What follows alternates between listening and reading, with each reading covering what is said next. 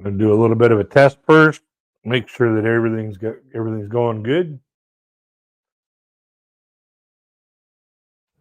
Oh shit. Everything's going good. Okay, I got sound. And as you people get in, let me know you're here.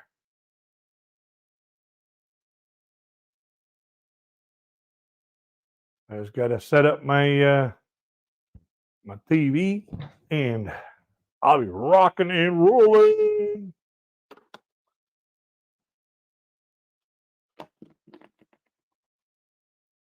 Ah,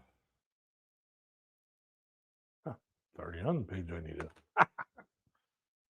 Yeah. There.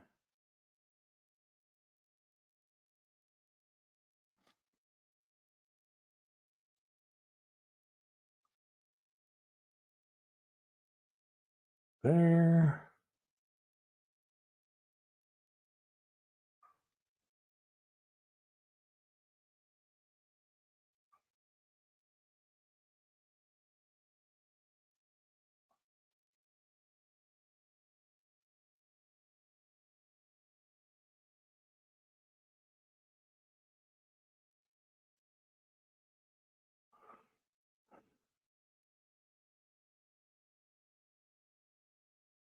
Okay.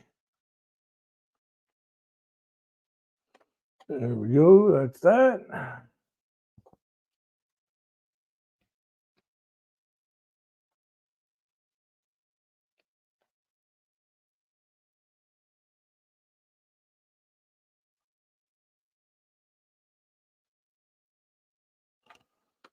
All righty. Now we're all set up, ready to rock and roll. Ladies, gentlemen, pronouns, lend me your ears. Happy New Year. Well, we're gonna have ourselves a fun night tonight. Get rid of that. And I hope that everybody's ready to have some fun.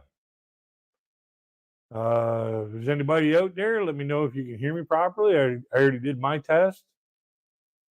Gordon Freeman, how you doing, my friend? Can you hear me? Can you hear me good?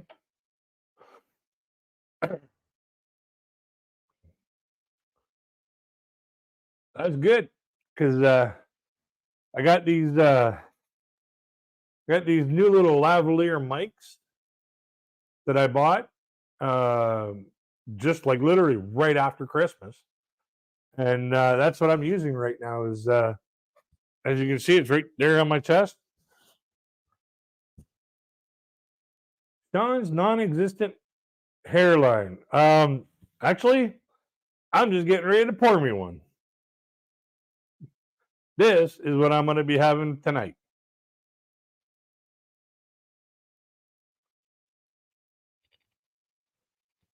The sound is improved. Yeah, I really like them. I recorded a whack of reaction videos, and I was really impressed with the quality of the sound and the volume of the sound. Like, I actually have to turn my microphone down when I'm recording a video through my editing program. So I was just wondering if it was too loud or too big or too soft. This way here, like when it gets later, I can dull my voice down a little bit or try and lower my voice a bit. But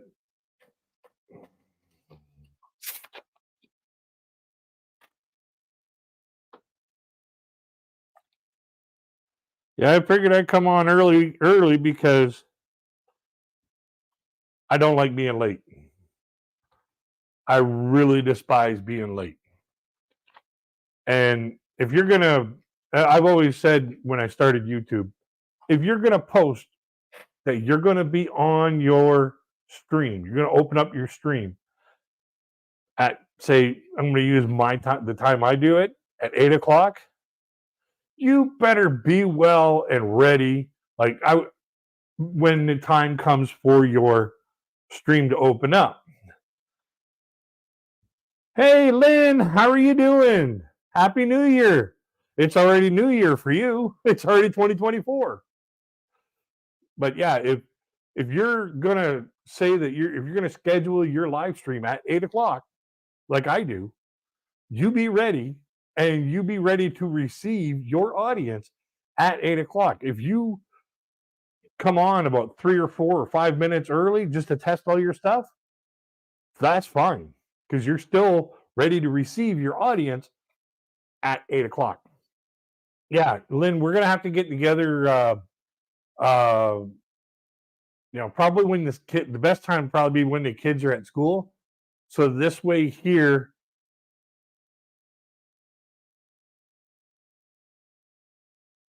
let me finish here. This way here, we won't have any interruptions from the little ones. So if we can set something up, like this week sometime, I'll be more than happy to help you with your thing there that we were talking about. It's never a good idea, or it's never good to be late. Are you in the French-speaking part of Canada? No. I am in the I'm in the bottom end of Ontario.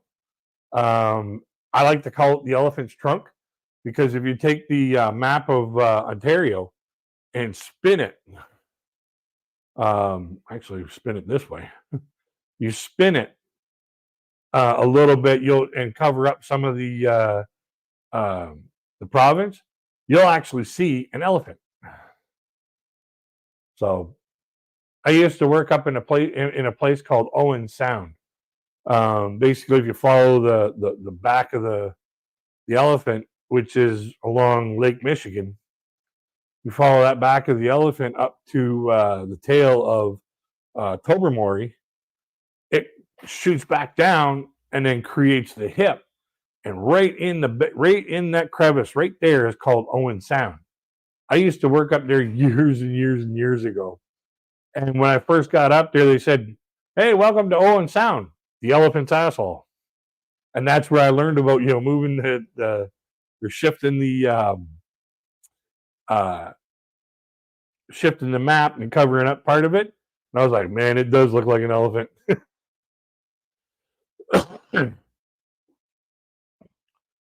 Yeah, but later on tonight, Tanae, how you doing? Happy New Year, my friend. Yes, it's already New Year for you as well. So, was there all kinds of fireworks in the Philippines was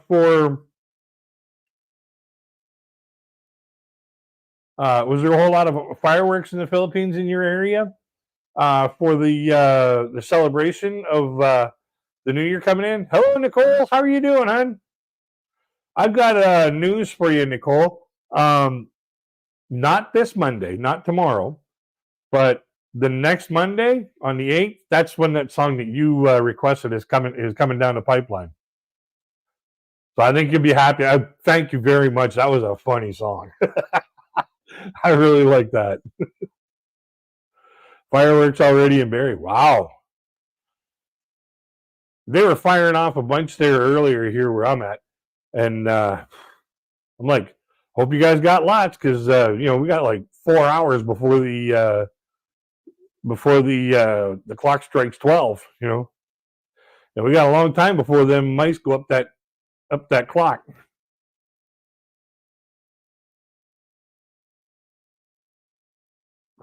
And cheers, everybody. See how long I last. I had a long time ago. Hey, Koala, how you doing? You only have to type in 949 in order to drop your link. So, if anybody wants to just hit 949, yeah, you can drink all you want, at your place. That's no big deal to me. I gotta move that mouse. Oh, This way here I can see. There. No fireworks there, eh? Yeah, I just got these. I was telling Gordon, I just got these new lavalier mics, and I'm loving them. I am loving these things. So I just can't wait to really get using them. Hello, Andy. How you doing, my friend? Happy New Year to you.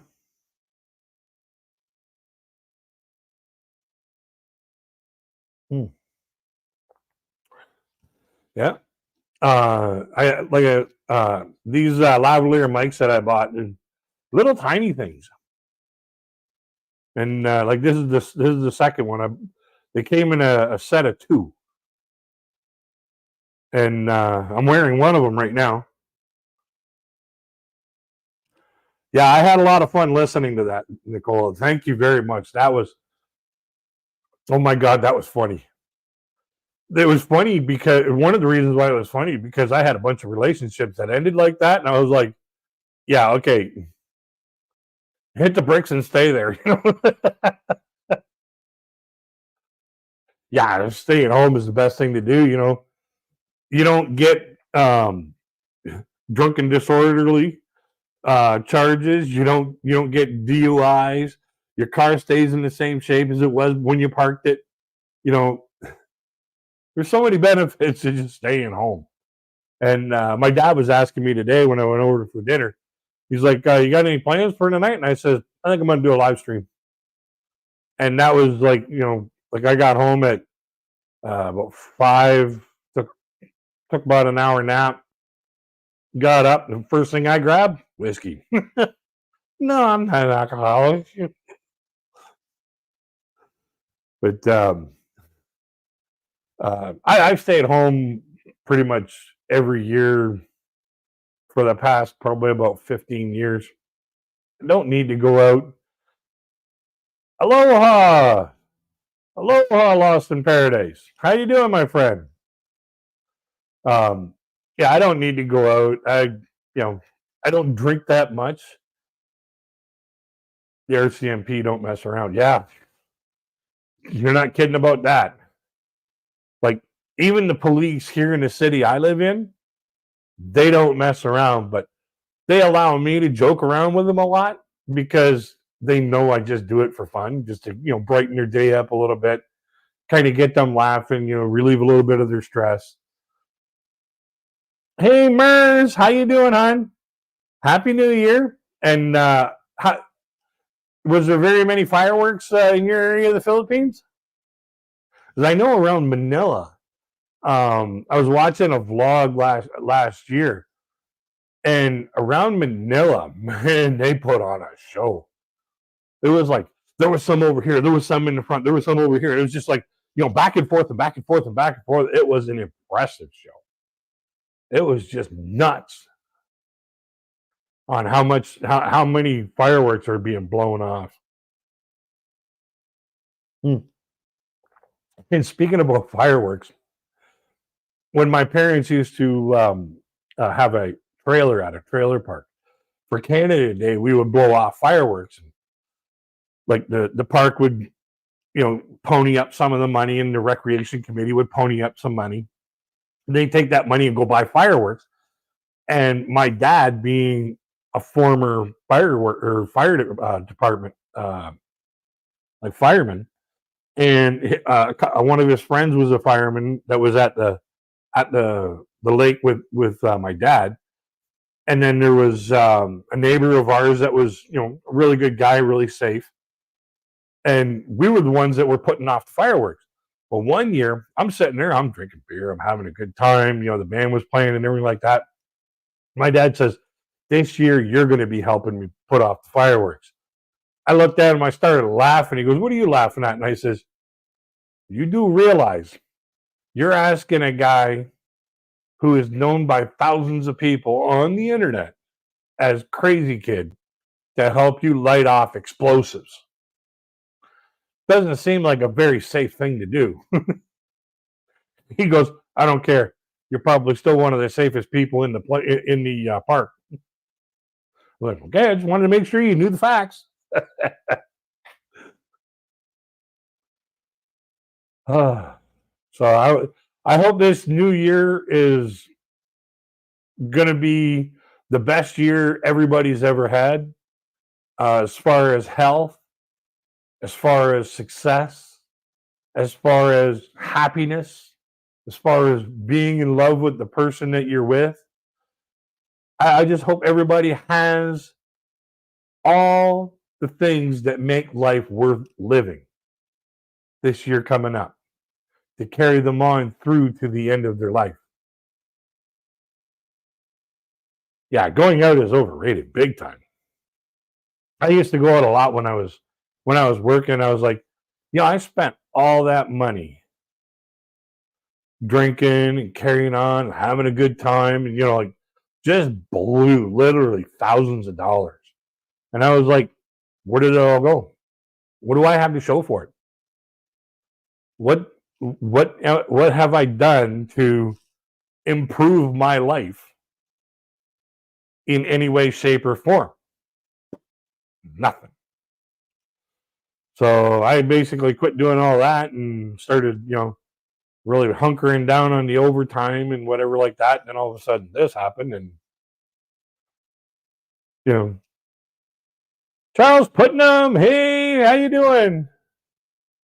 Yeah, I can't wait for 2024 either. Yeah, this year is gonna really make a difference for me, anyways. I hope it makes a difference for everybody. Did you ever get on the powder on nights out when you? No, I've never. The only stuff that I tampered with when I was younger, and I mean really younger, like I was still in school, is I played around with a little bit of pot, a little bit of hash, a little bit of acid. That was it. I didn't like what it did for me, so I just quit. I just said, "Fuck it, I don't need it. I don't need that shit. It's not doing what I want to do." So I just dropped all that stuff, and now the only thing I do is these guys. But I don't need that stuff to have fun. I can have fun drinking coffee. I can have fun drinking water. I can have fun drinking pop. And I don't need that garbage to call it a good time. Yeah, I'm looking forward to 2024 too, Christina. It's gonna be a better year. It has to be. Like we can't go back. We can't turn back the clock. Yeah, but yeah, I didn't spend a whole lot of time in dabbling in that garbage. Anyways, it was just like basically one semester. And that was it. And I was like, I don't like that stuff. Sorry, you're out of my life. But yeah, I got a friend of mine that I used to work with years ago. Yeah, Koala, you can just type in 949 and Nightbot will drop your link for you. So, you don't have to keep dropping that, all day long.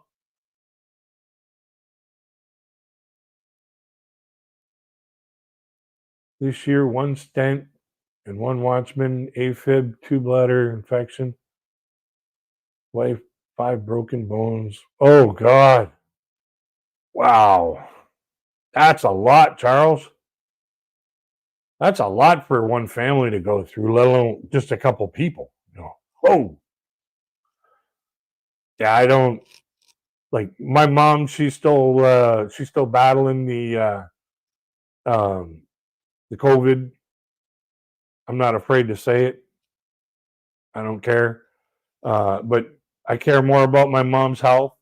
She's still fighting the good fight. Hey, Ding Lellis, how you doing, my friend? Hey, did you have a whole lot of fireworks in your area in the Philippines when 2024 blew in?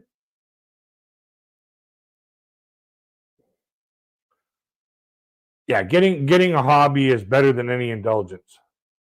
Happy New Year to you, my friend. Yeah, I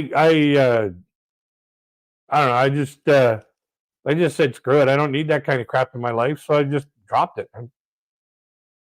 So, but yeah, like my mom, she's still battling the aftershock of the whole pandemic problem, and she's getting better. She's thanks. I really appreciate that. Yeah, she's got COPD. She's got diabetes. Um, she's got, apparently, from what her doctor says, she's got cholesterol. Minor cholesterol problems and whatnot like that. She's got a whole stack of medical issues. And then all of a sudden, this got thrown into her lap, and it was right after my uncle's funeral, which we were we were out at the cemetery. And the day that we had the funeral, it was snowing and blowing, and it was like, with the wind chill factor, it felt like negative 22 degrees outside. It was horrible outside to have a funeral, and the preacher kept us there for over an hour outside. Everybody got the flu, even me, and I don't get sick that often. And oh, it's prohibited in your place? Wow. And I don't get sick that often. Even I caught the flu. I had the flu for 3 days. I just could not warm up. And my mom ended up getting the flu. She ended up getting pneumonia. She was hospitalized for a week. She's out of the She's been out of the hospital since before Christmas, and just drawn out. Like, I just hope that this year here she can come through stronger, and stay with us for a lot longer. Like, I love having my parents around. They're the two best people I've ever partied with. They're the two best people I've ever had you know great times with. They've given me a wealth of information and life skills that I can carry on through my life, and possibly teach other people if I ever get the opportunity. But just I know for a fact that mortality takes us all.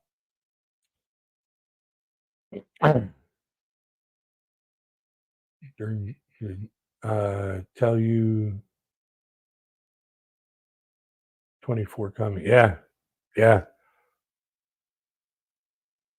I just wish that I could give my mom my immune system, because my immune system is pretty tough. Like, years ago when the bird flu was going around and was killing a bunch of people, I ended up catching the bird flu. I got rid of it in 16 hours. So, and that was confirmed by the hospital. So, I know my immune system is really good.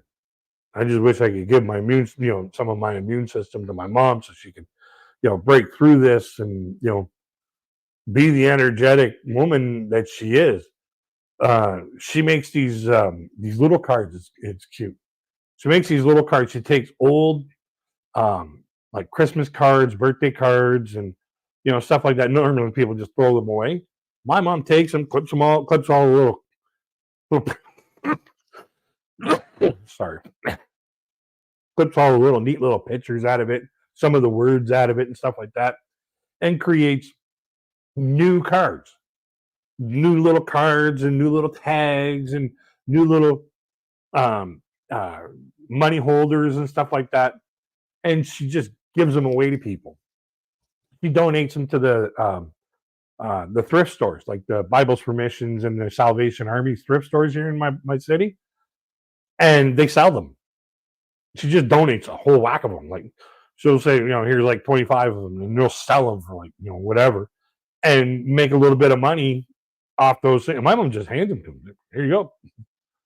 So she's always doing stuff like that. She's a very creative person. And I love my mom, with all my heart. Happy New Year, Thunder. Good to see you here, my friend. I love my mom with all my heart, and it's going to be sad, when mortality decides, it's over. But I'm the one who's happy because I got to share so many great memories and great days and, happy times with really a wonderful lady. So when it comes to the end of somebody's life, I don't mourn for me. I mourn for the people who didn't get to meet that person. No, I've always been closer to my dad than my mom. My dad and I, we work on a lot of stuff together. He taught me how to repair a whole lot of stuff. He taught me how to work on cars, work on houses, work on, all kinds of stuff. And our relationship was always, you know, we worked together, you know, to the point where we can almost hear what each other's thinking without saying it.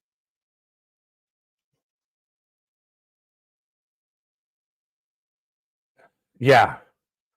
Yeah. You need a hobby. You need something to keep you going. You need something to keep this going.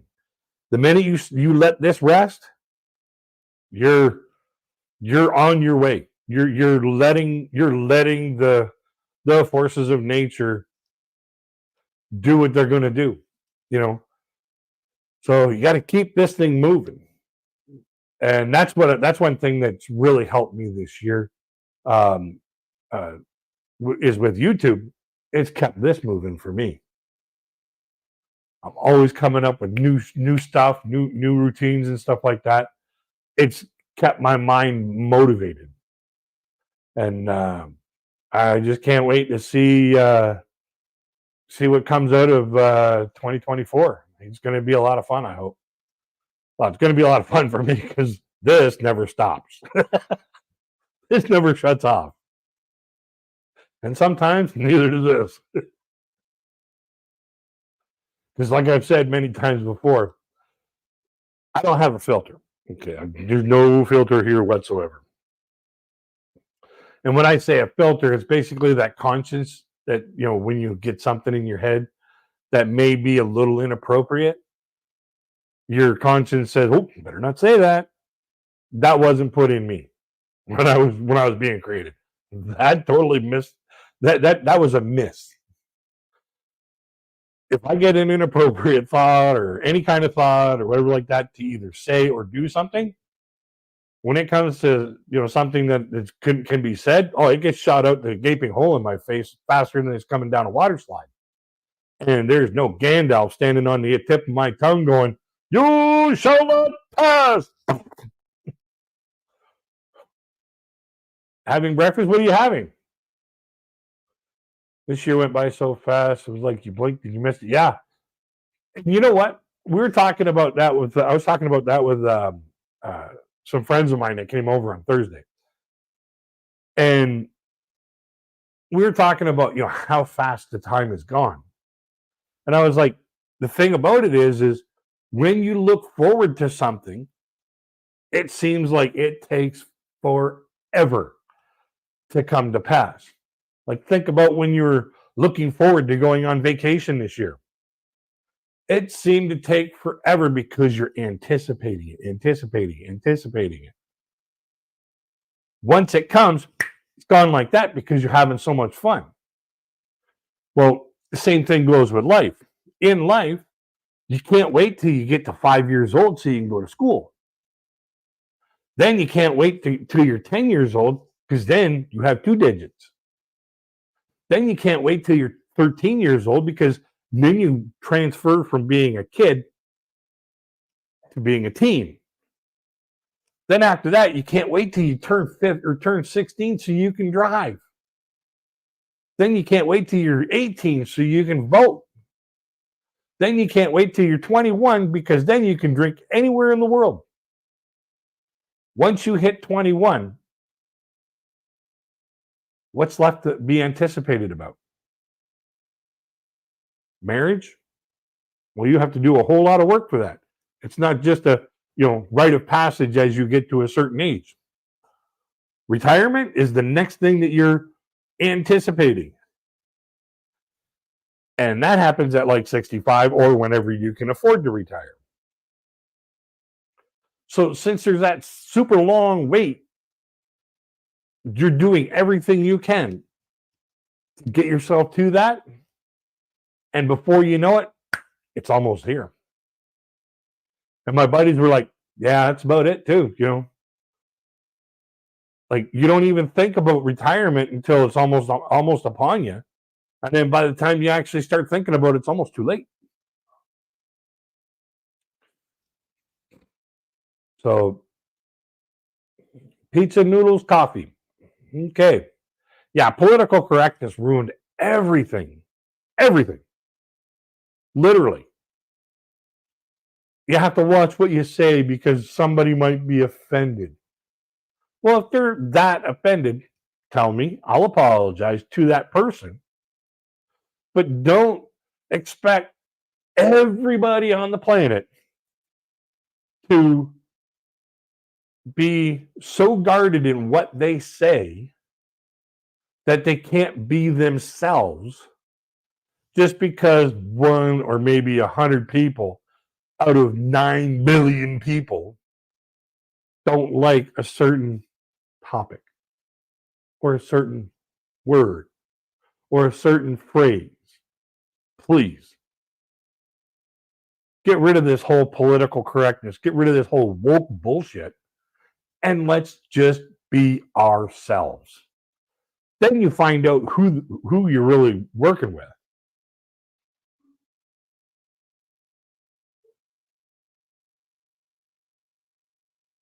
Yep. That's true. That's true. Life is like a roll of toilet paper. The closer to the end you get, the faster it rolls. Hello, William. How are you doing? Happy New Year. Excuse me for a minute, folks. I just got to blow my nose.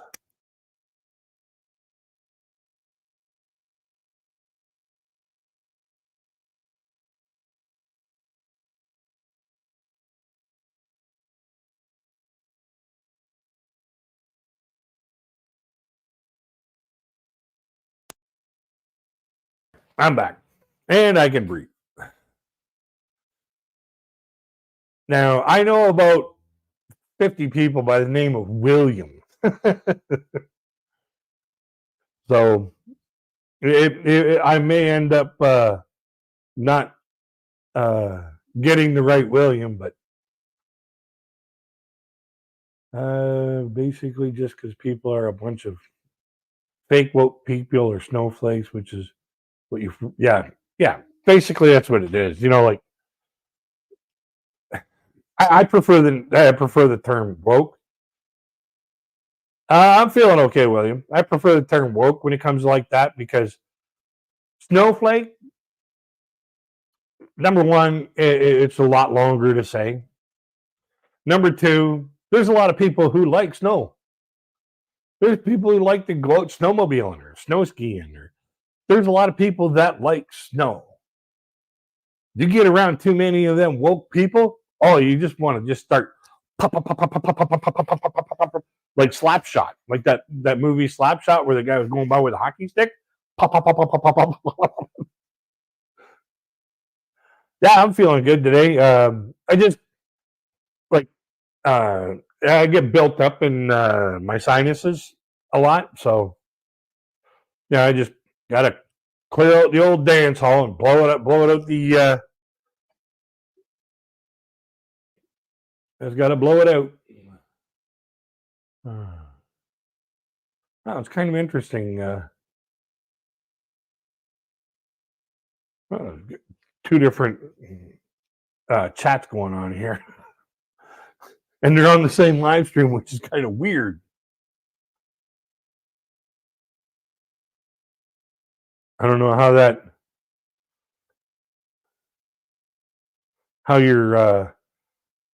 Nicole's last comment didn't go up on the page there. No idea. But yeah, I just get stuffed up in the sinuses. Oh, thank you very much, William. William, where did you hear me out from? Like, where did you find? How did you find me? How did you I like to find out, how people did that.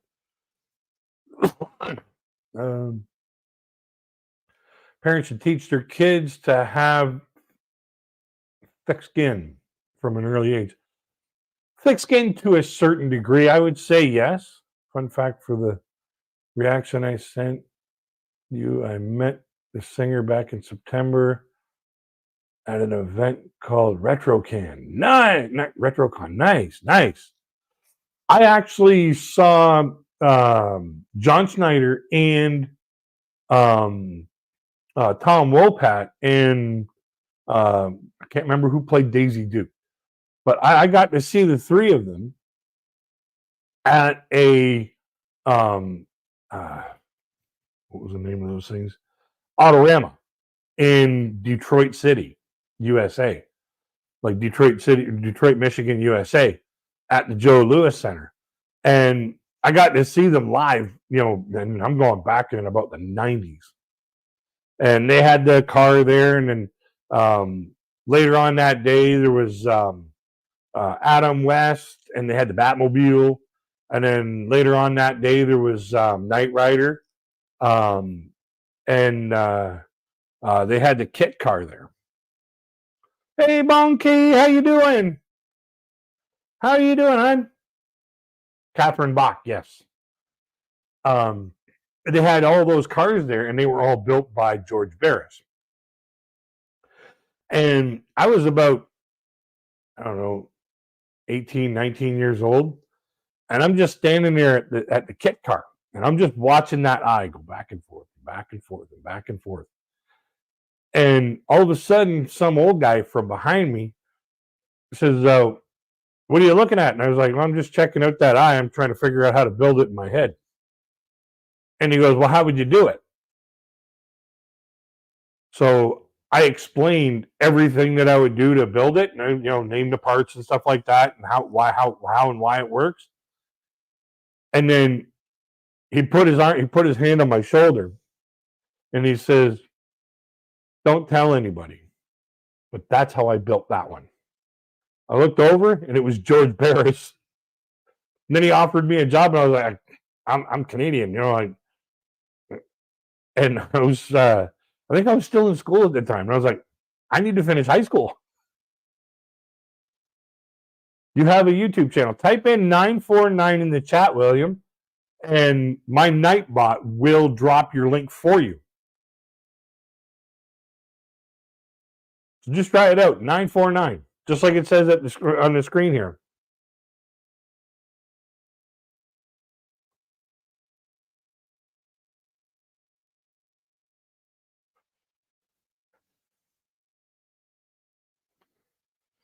Yeah, I was in my teens when I met him, and I was like cool. He offered me a job when I was in my teens because I figured out how he built the Knight Rider eye just by looking at it. Yep, just like that. It'll take about 3 to 5 seconds, and then bang, there it is. So let's be friends with William.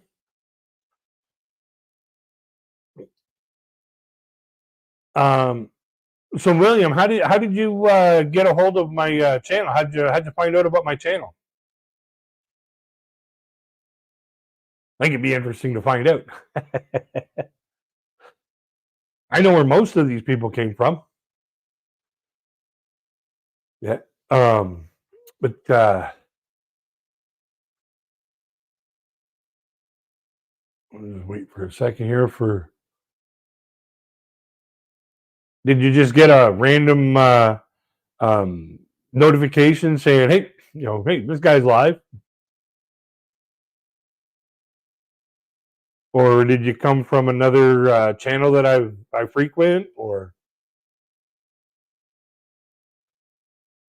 I also met Greg Evigan from Oh, nice! That was one of my favorite shows.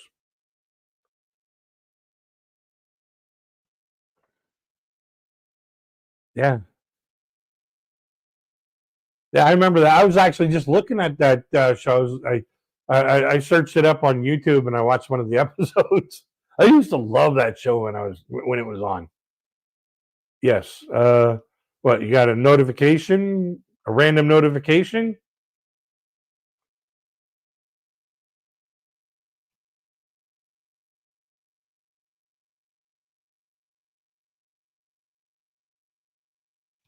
Yeah, I met a few celebrities in my day. I was working at a truck stop. I was a truck stop on a busy highway, and it had a restaurant, and I was a cook there. And every now and then we'd get, like, people stopping for gas, and they say, "Hey, let's grab a bite to eat." So, and I get to meet some celebrities every now and then. It was a lot of fun. The one thing, if you do meet a celebrity, doesn't matter how big they are, how big they are in their career, how big of a star they are, treat them as you would treat your friends. Like, I'm not saying, "Yo, buddy, how's it going? Hang, man." I'm not talking like that. I mean, give them respect, but don't get giddy about it. Treat them like a brand new friend, and you'll have a great experience talking with celebrities. A lot of them are really down to earth. There's some that, as soon as they get that status, they're like, all of a sudden they got the magic stick stuck up their ass, and like, you better get that taken care of, man.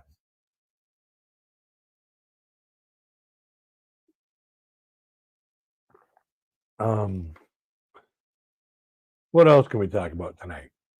We could play Jackbox if anybody wants to go at that. The Jackbox games, Quiplash, Murder Mystery, um, stuff like that. We're gonna have a little bit of fun with that for a little while.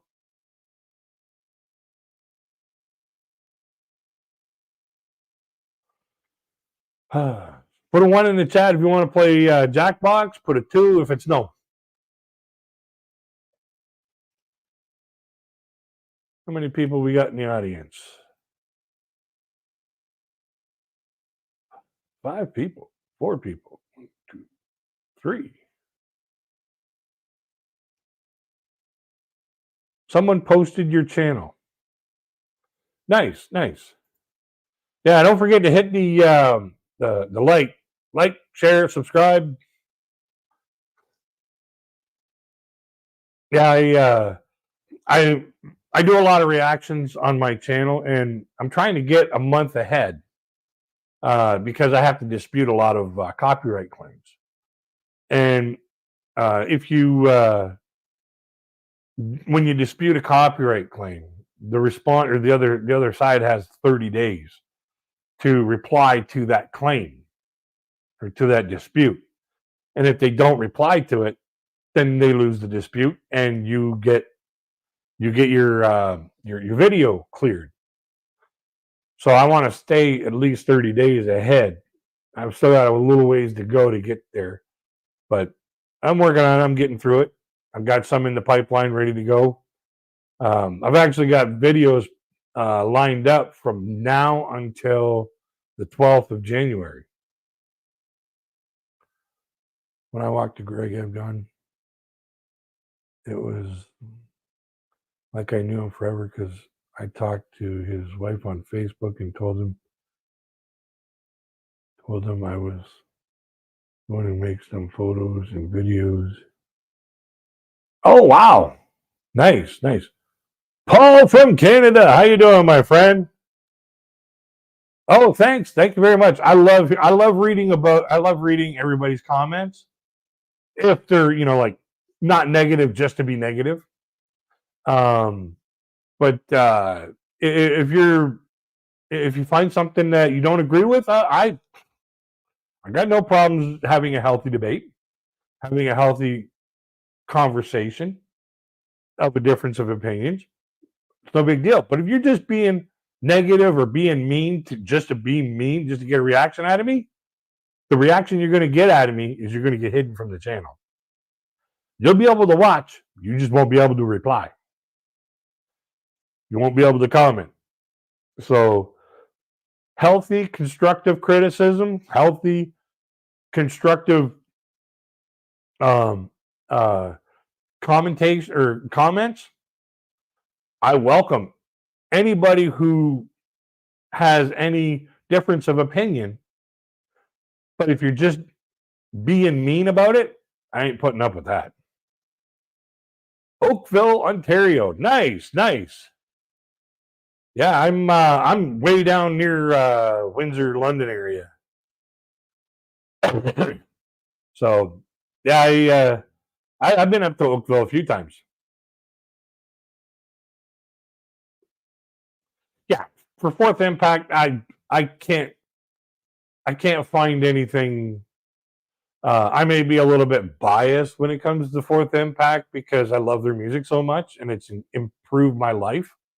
Um, I have a better outlook on things. I have a much happier disposition because of the influence I've gotten from their positive music and from a bunch of other positive Filipino vloggers and stuff.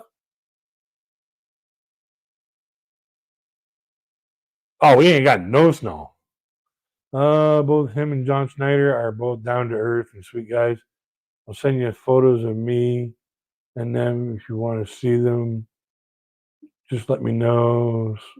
Uh, yeah, same email. Yeah, I'd love to see those. Like those shows. I love those shows. Dukes of Hazzard, BJ and the Bear, Knight Rider.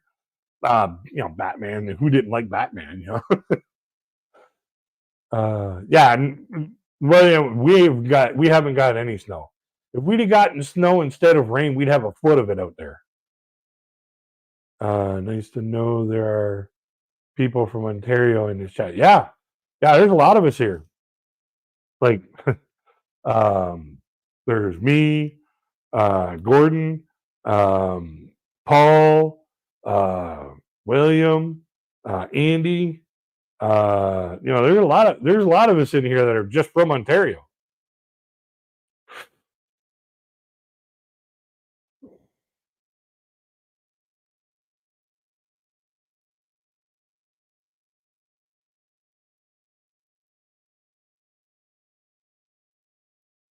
When younger, Wasaga Beach, Canada, Wonderland, and others. Others 400 was my road. Yeah. We have a lot of really, really cool things that we can do here in Ontario.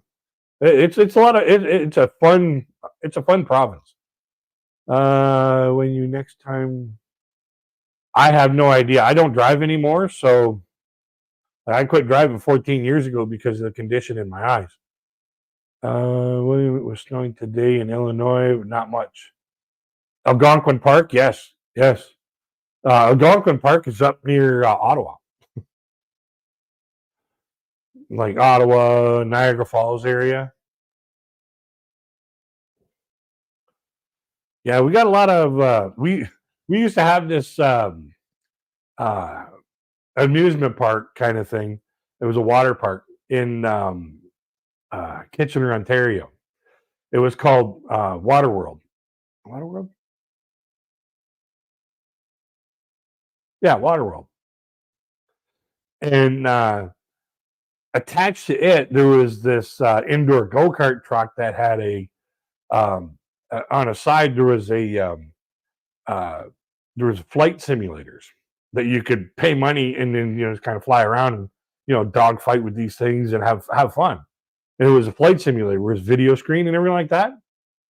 Well, I did the flight simulator thing, and when we were done, the guy that was there, he was showing us this article saying that uh, there was a dozen uh, Canadian FA-18 Super Hornet jet fighter pilots that came down and checked these things out, and they said the only thing that was different was the actual G forces. Everything else was the same. And I was like, damn, that was fun. It was like $50 for a half an hour or something like that. It was a lot of fun though.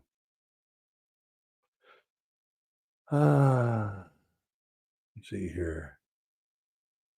Did Wasaga Beach 2 years ago and was there for 3 years when Well, I've been to Wasaga Beach 3 times, and it's a beautiful place. Yeah, yeah, we're all up in the northern regions here. So yeah, I drove down to Florida with a friend of mine. He was here Thursday, and we drove down in a Mustang, a brand new 1999 Mustang.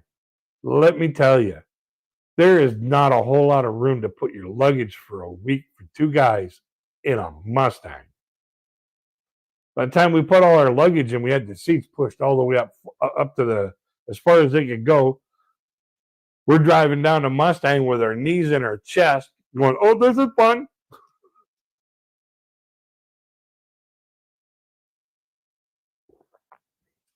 Go from basically Detroit down to Florida just to go have fun for a week, and then drive all that way back.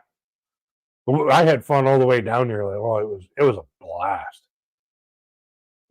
People from the United States asking us because they saw our plates, Ontario. They're like, "Oh, where'd you get that car?" Going with the stereotypical American that doesn't know much about Canada. I was like, "Well, we had to trade our dog sled in to get this to drive us through the states. That's what we have to do when we cross the border." And this guy's like, "Oh, wow! I hope they take care of your dogs."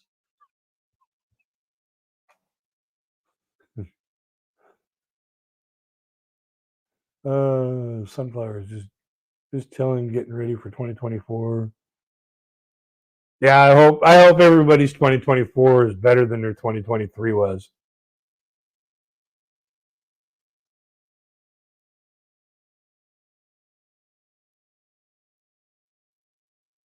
Central Pennsylvania, brother-in-law Rochester.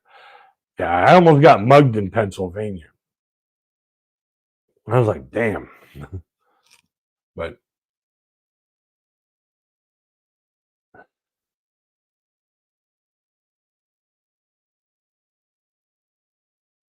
I wasn't letting them have any of the money that I had in my pocket. And the guys that were behind me, like, they had enough money in their pocket to retire on. And, all the money they had in their pockets, I could have retired on it right then and there.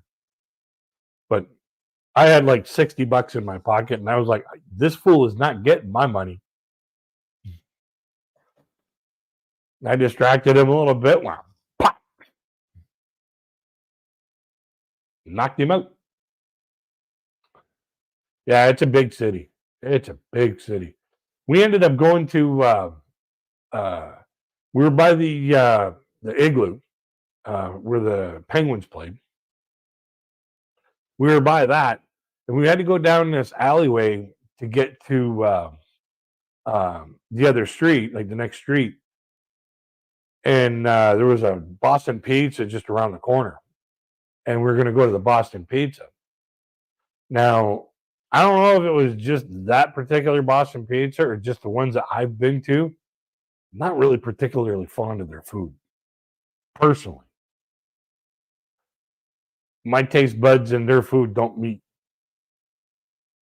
So I just when somebody says, "Oh, let's go to Boston Pizza," I always say, "Let's not," and say we did. Let's go someplace else where we'll all be able to enjoy it.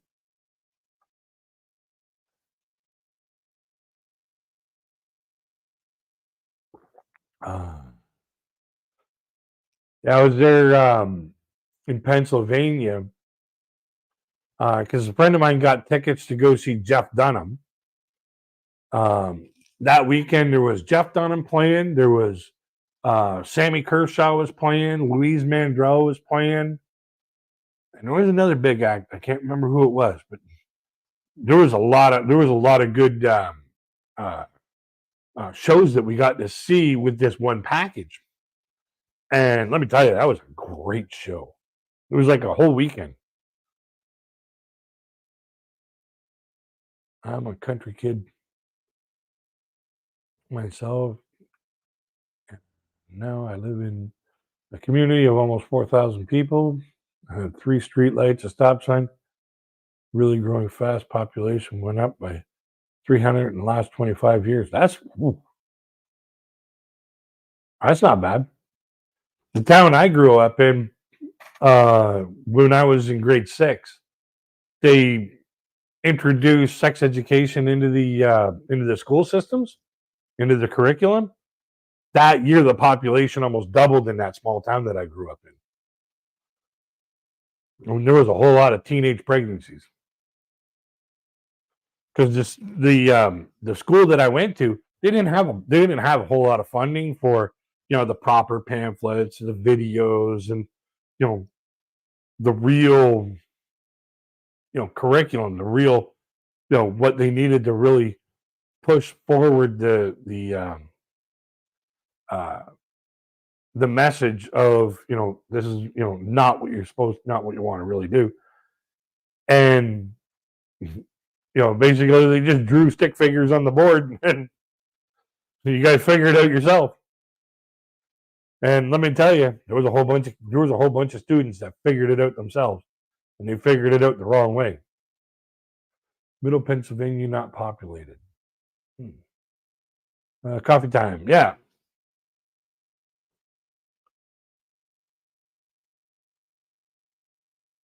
Closest town to me, 200. Yeah. Yeah, those poor kids, and not just the kids that ended up getting kids. Those that next generation of kids, just it was just they needed to hold it back another year or two, get the proper pamphlets, get the proper peripherals, get the proper you know items that they needed to introduce it in the most correct way.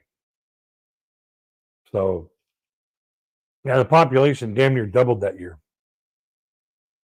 It was monstrous. Like there was a lot of the girls in the high school and the that summer they were popping them kids out like crazy.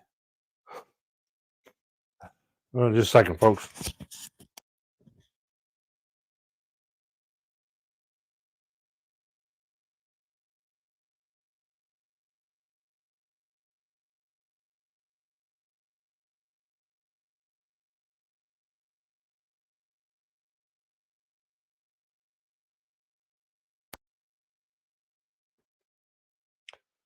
I had to get rid of a nugget.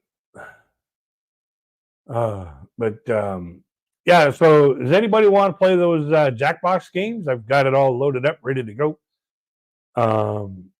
If anybody wants to play them, you're more. I'll shoot them up, and you're more than welcome to.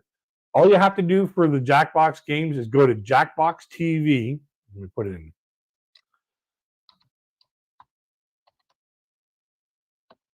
.tv. Go to that site, make yourself a screen name, and then when the game comes up, there'll be a 4-digit code, like a 4-character code. You just type that in the character line, like the code line, and you'll be able to play the Jackbox games with us for free. I've already got the game, so it's just something that we tried out last time, and there was a lot of people that liked it.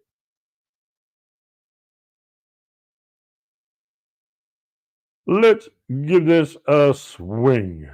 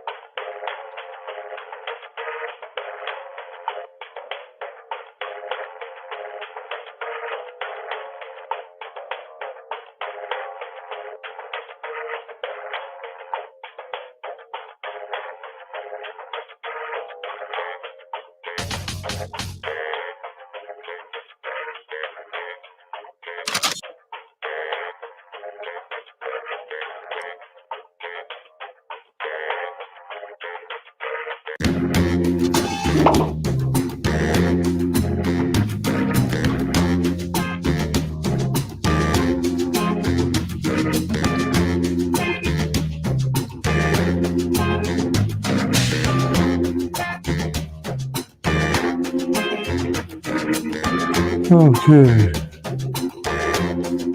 XUPW.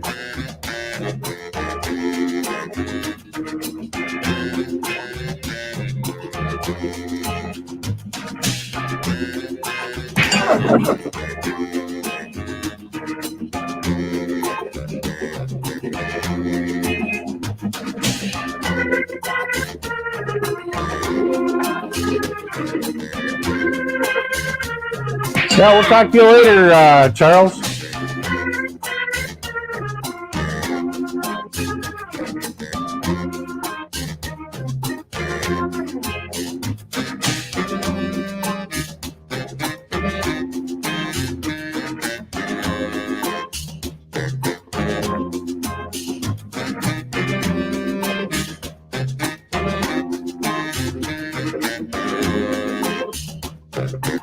All right, I'm going to go for a smoke real quick while we wait for people to join in.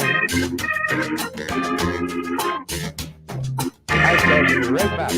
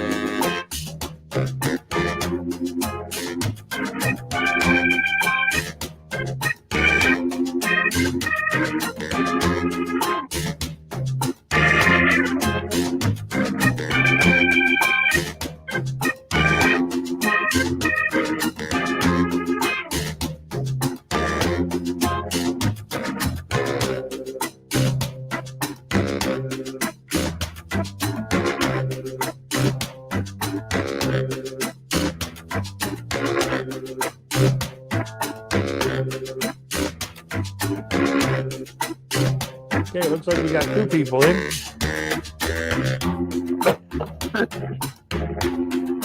We need more people to come in.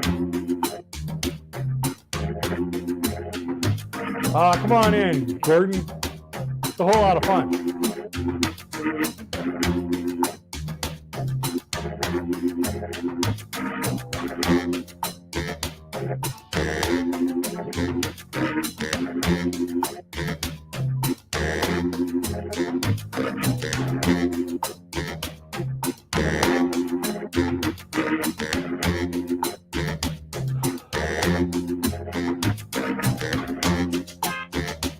Well, looks like this is all we're going to have for the first one. So let's get going.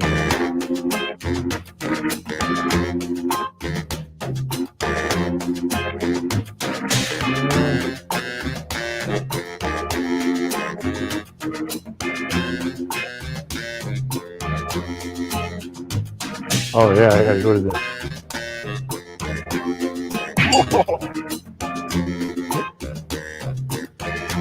Somebody else come in? Oh, this ain't fun.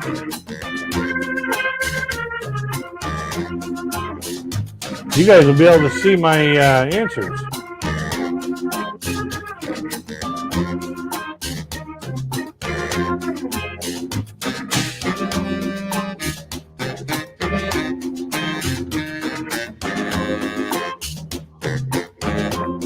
Well,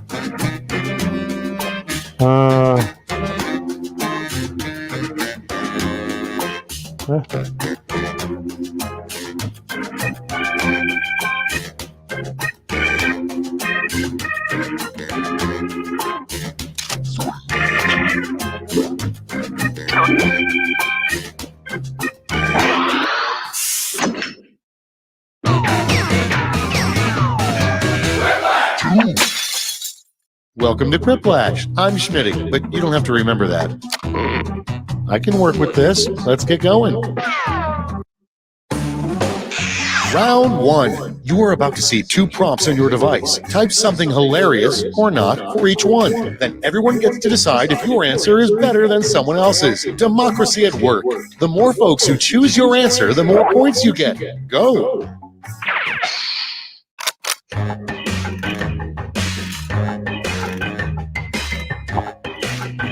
This is unfortunate.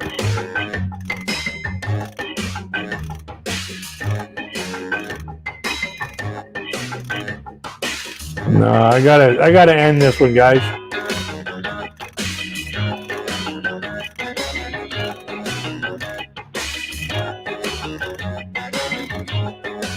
Because otherwise, you guys will be able to see all my answers.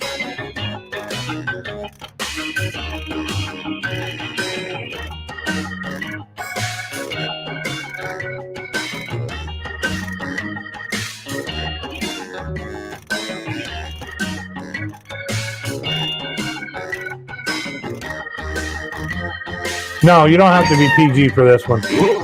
We're all adults in here.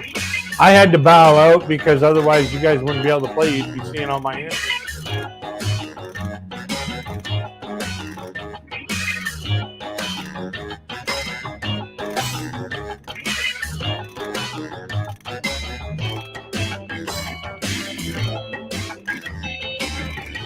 Almost out of time. Use the safety quit button if you have to.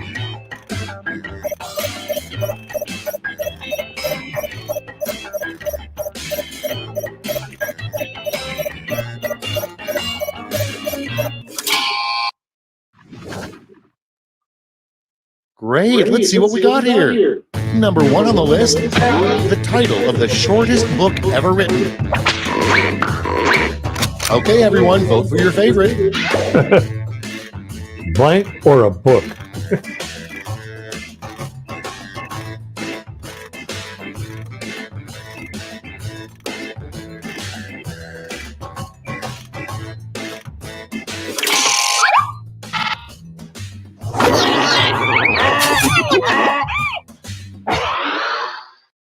And next, more money, more blank.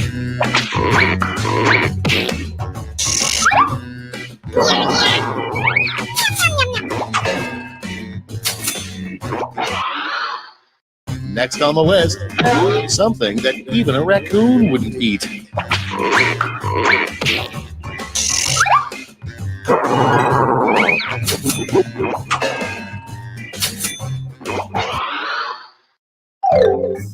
That's it. Let's see the scores for round 1.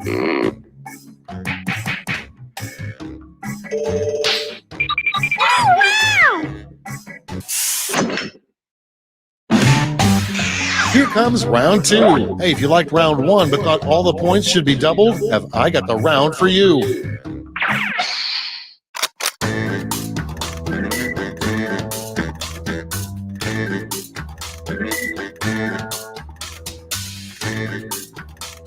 You'll be in and out? Yeah.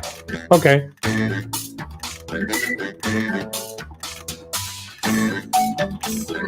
Yeah, I'll have to do this the same way I did it last time. I don't know why. Like I set it up a little bit different this time. So I think that's why it's I can't play it.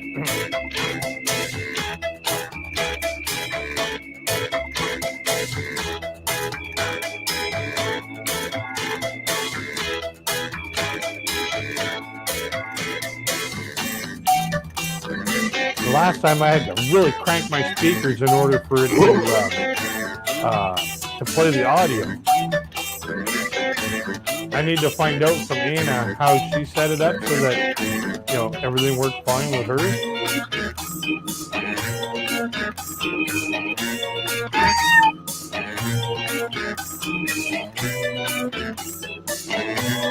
Time's running out. Use a safety quip if you need it.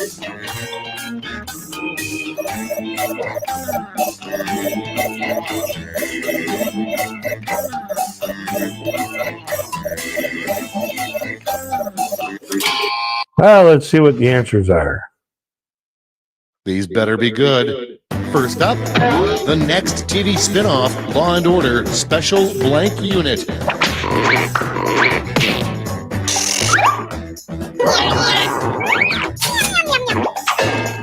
Special Gig Work Unit.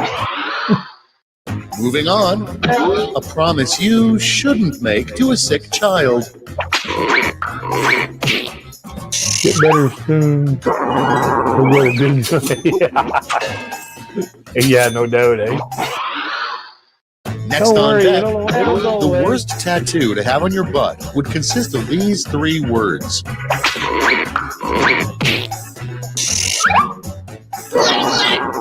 Worst tattoo to have on your butt. Next one, you know somebody knows nothing about wine when they say this after taking a sip.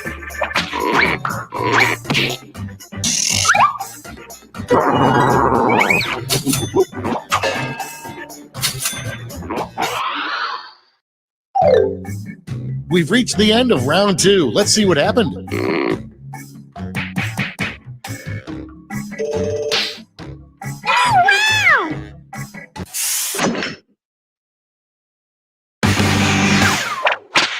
It's round 3, the last lash. I've got 1 prompt left, and you're all getting it.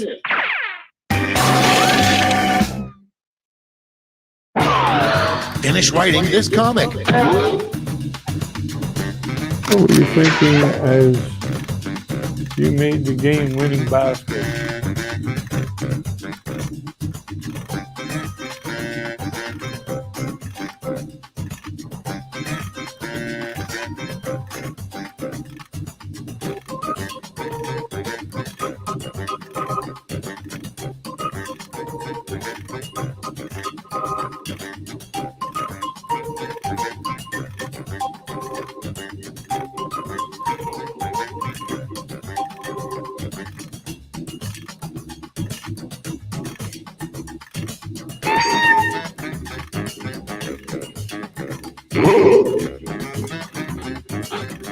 What were you thinking as you made the game-winning basket? My answer would have been, those aren't the only fish nuts I'm stuffing tonight.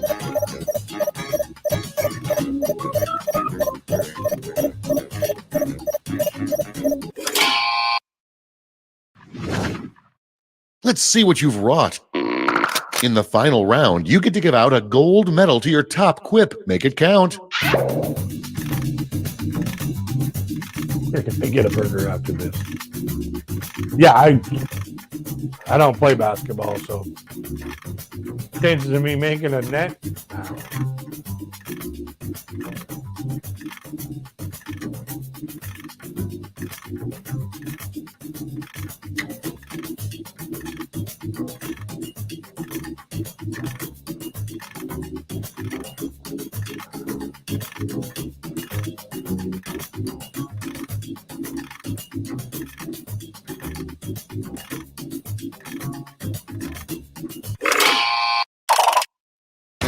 right, let's see who earned those medals. Let's sell off those medals for points. It's a tie game. That's all. Now for the final scores.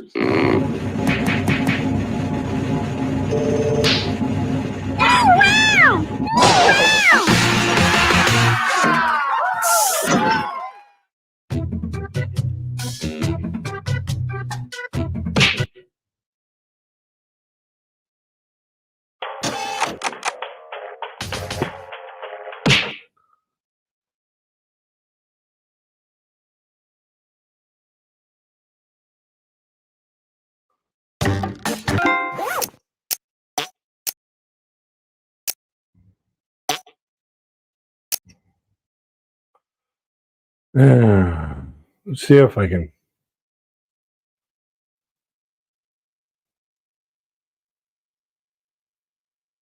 I gotta stop that screen. Present.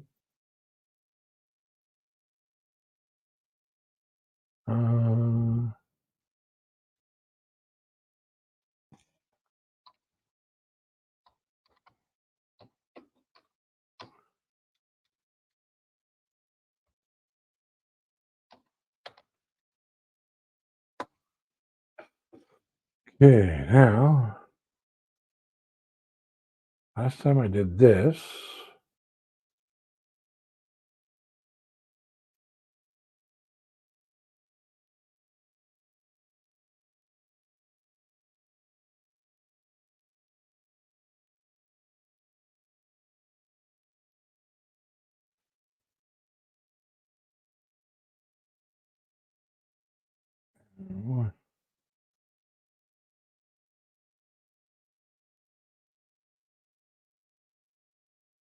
was it that one?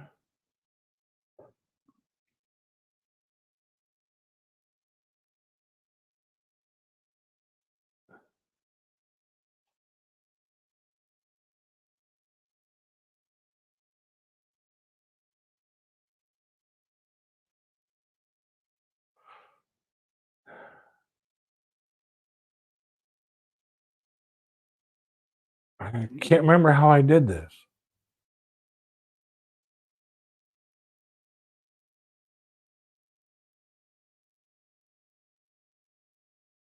I'm trying to figure out how I did this before where I only had the Jackbox up as a screen to play. It wasn't in a window.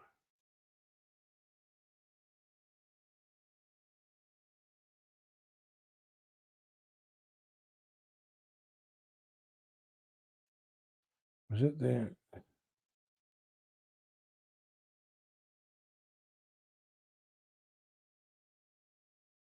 No, it wasn't entire screen.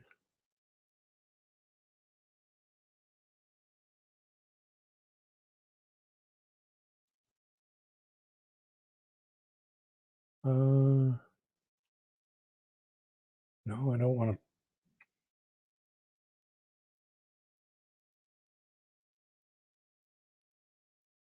Huh.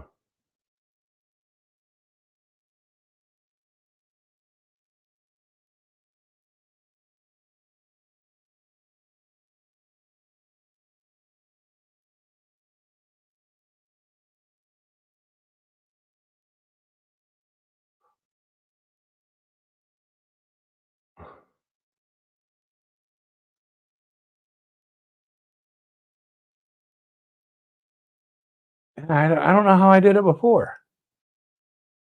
I really don't.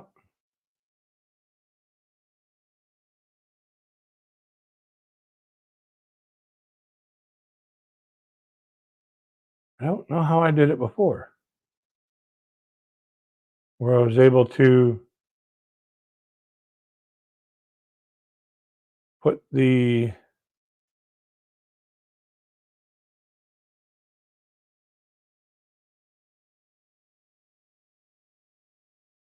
screen on. Well, if that's the case, what I'll probably end up having to do is close that, share the entire screen, like that.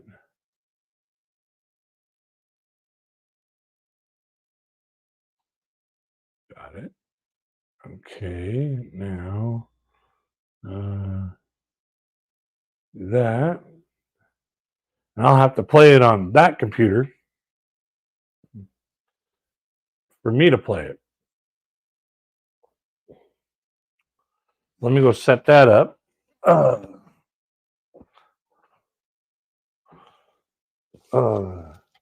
Having two computers is fun.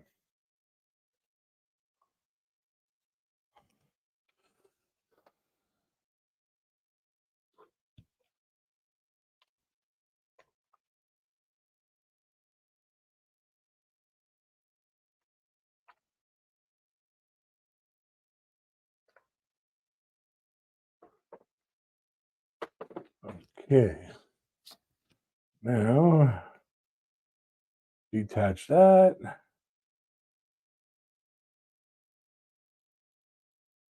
Make it smaller.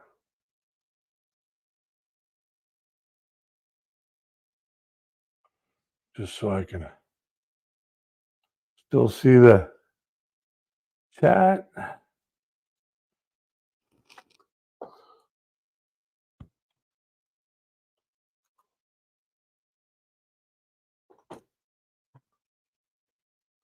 Wish I could spell.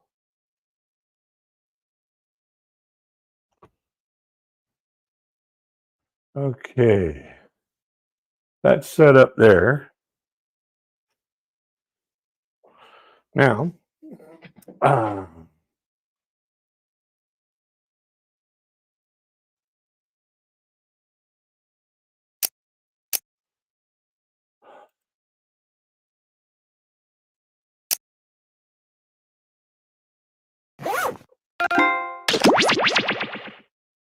let's try this again.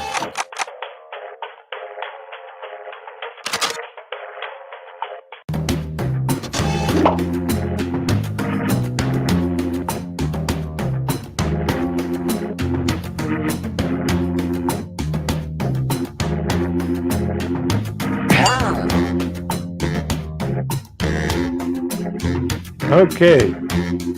Now, Hey! Sunflowers is in. Good.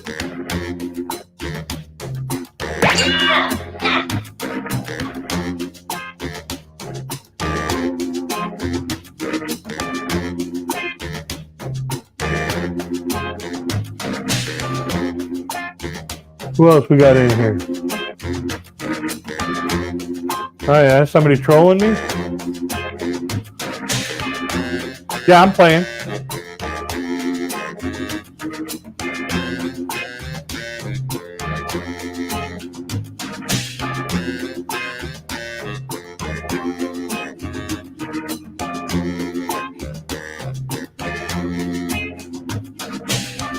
Yeah, you can be as adult as you want. You're an adult.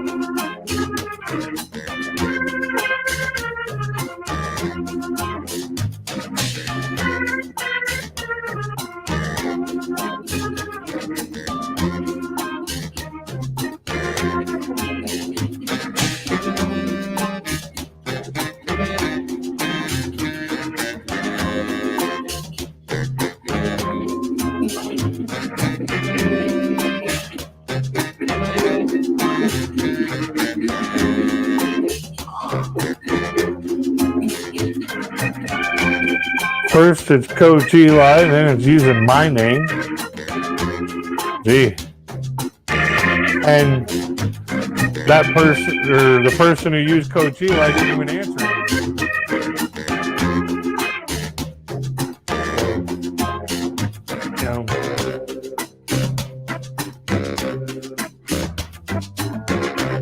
See if we can get another person in here before we fire it up.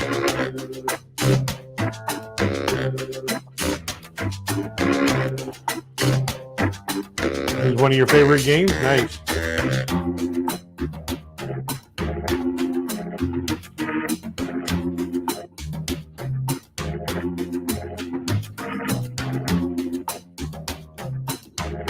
Yeah, I like this game here more than I like the trivia game because I'm not really good at trivia. So.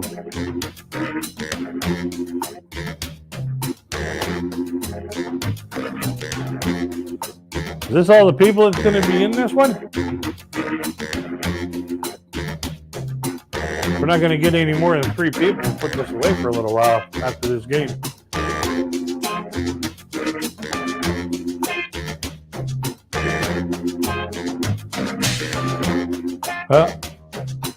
Let's start this one up.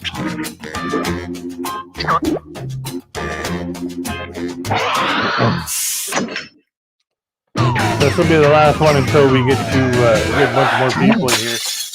Schmitty here with your daily dose of Quiplash. Use as directed. Oh, this is going to be one for the books. I can feel it.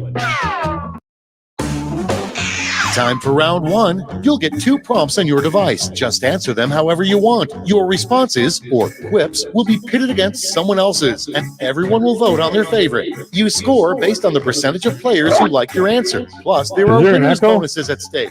Go!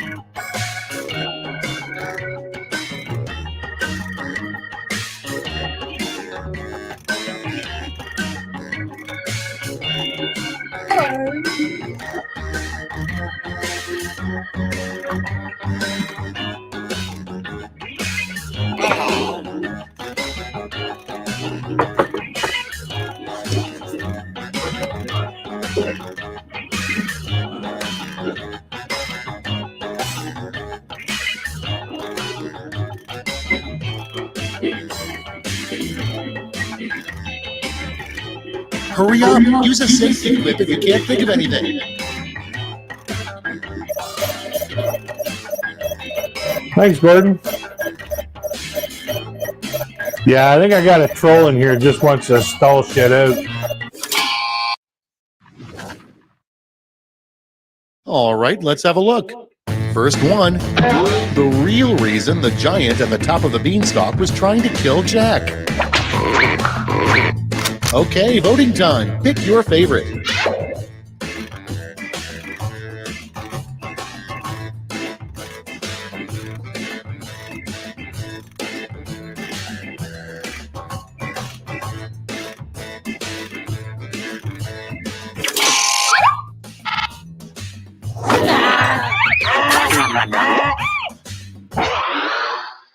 Next on the list, how does Adele come up with those great songs?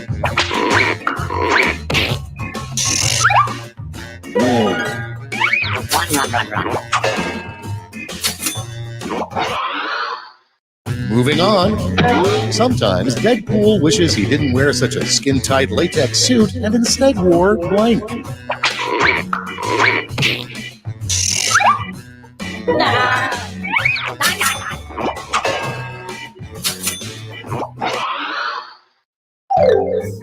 That's round 1. Let's see how the scores shook out.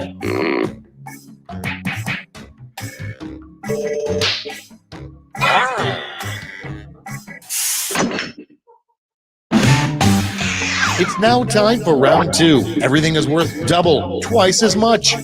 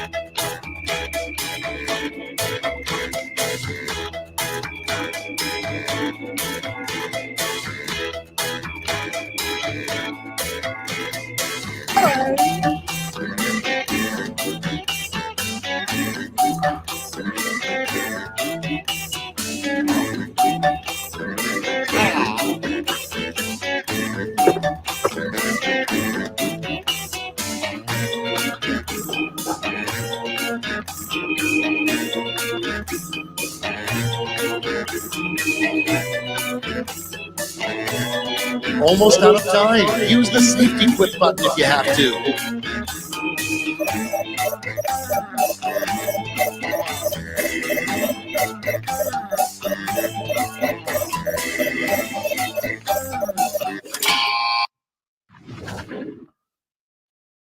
All right, let's get to it. The first prompt is the title of a TV drama about a farmer who becomes a cop. Okay, everybody, pick your favorite. This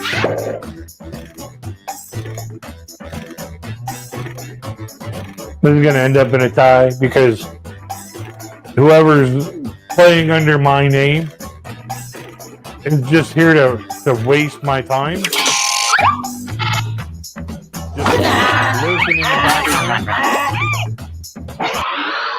I think Next prompt. Everybody who buys a jet ski gets a personal card that says this.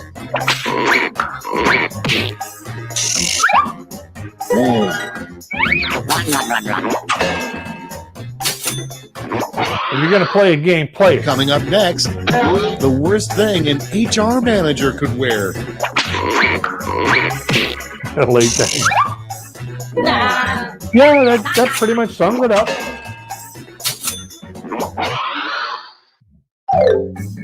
That's it for round 2. Let's see those scores.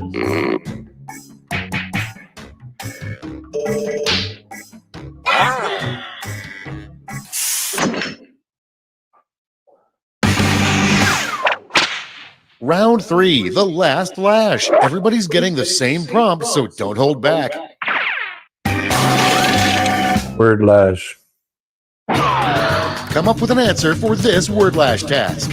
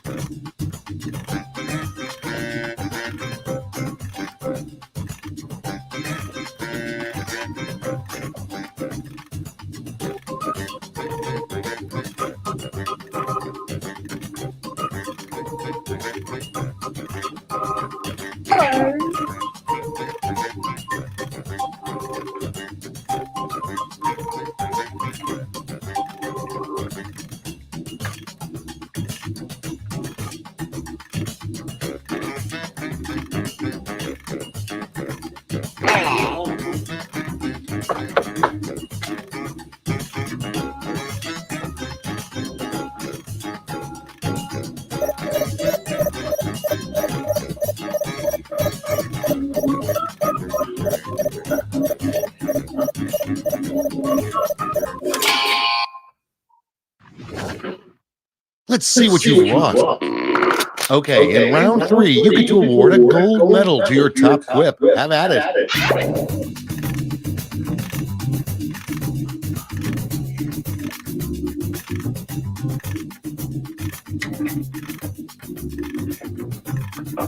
You're supposed to use the word duck, not what they do.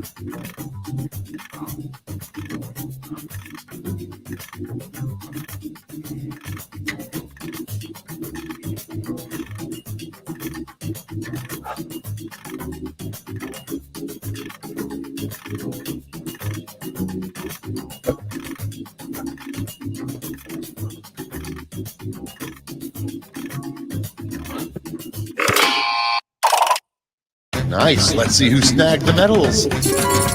Let's translate that into points.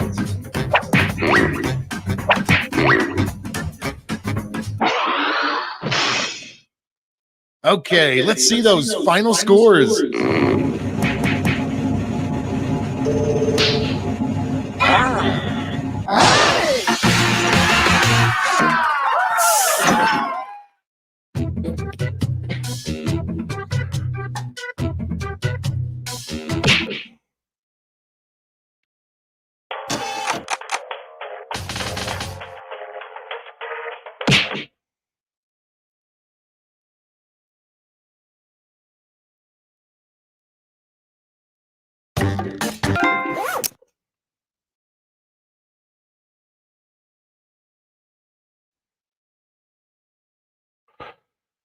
There.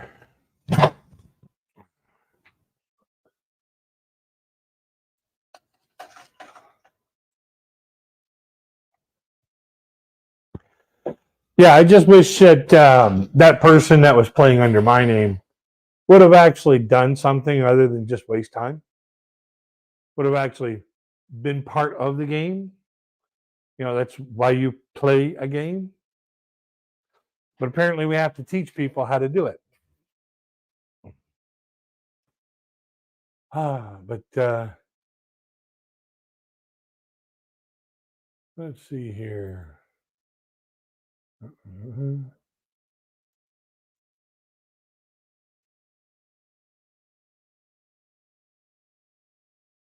Yeah, I wish I could find out. You know, like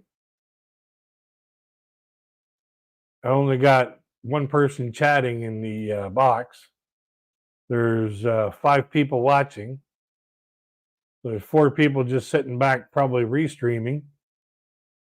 Which I don't care. You know, you want to. If you think my life is all that interesting to restream it,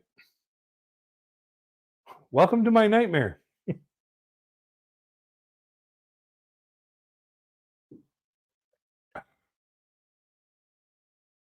So, you know, if you don't want to chat, don't chat. But if you don't want to play, when I put a game up, don't play.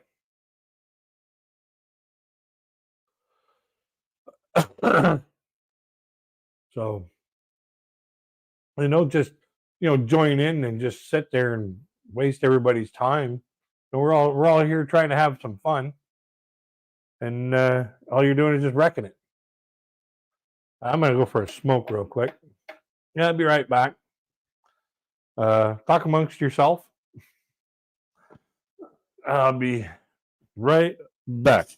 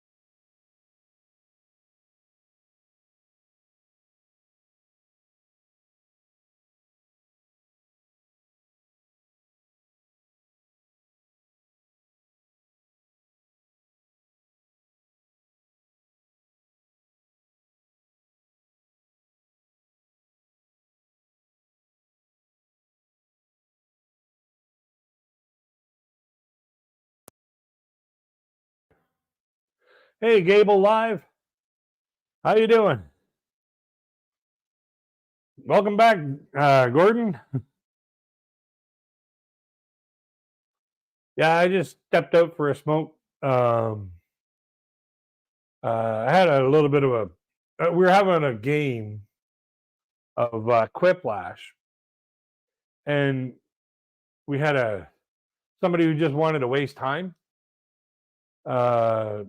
They were using my screen name and my real name as character names, and apparently they thought it was really they probably thought it was funny, but they didn't answer anything because they don't know what it's like to be me. They don't know what's going on in here, so they don't know anything about me. So when I look at it, it was a very, very poor attempt at trying to get underneath my skin. That's all I'm going to say about that. Let's get back into having some fun. All right. Um, who's all left in the box here? Who's all left in here? If we haven't got anybody in here, I'm going to end this. Oh, we got 2. Oh, 3. I wish I could see who all is in the chat. Even behind the scenes, people that aren't chatting. So this way here I can, say, hey, what's going on here? But like this way here I can kind of involve them into the chat and involve them into the live stream and engage with them in a proper and polite manner.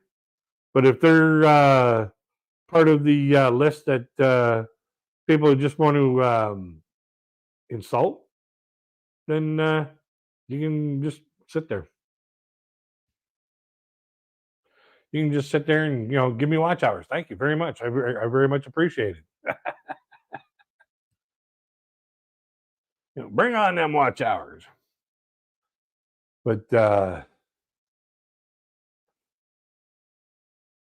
see what else we can do here.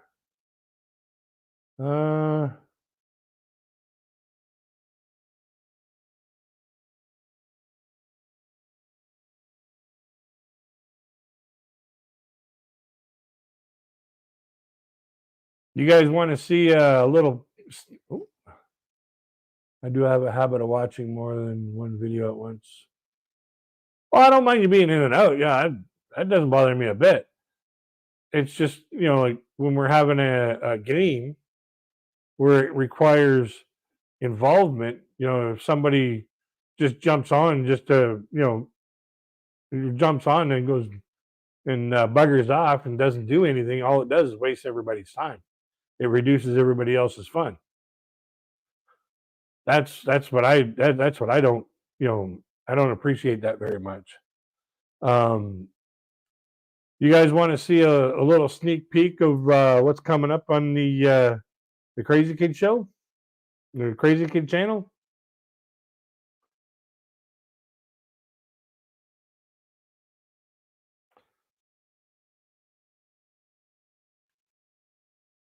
Yeah, Merry New Year's, Coach J. Ron. How you doing there, my friend?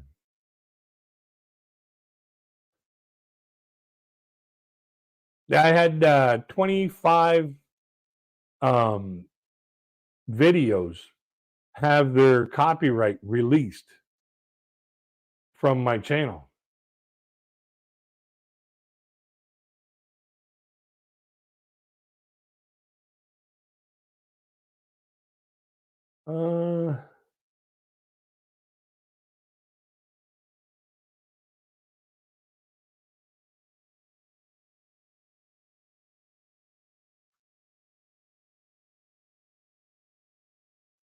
Okay. What I'll do is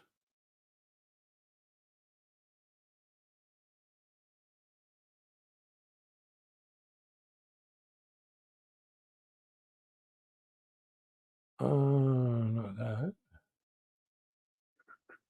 videos.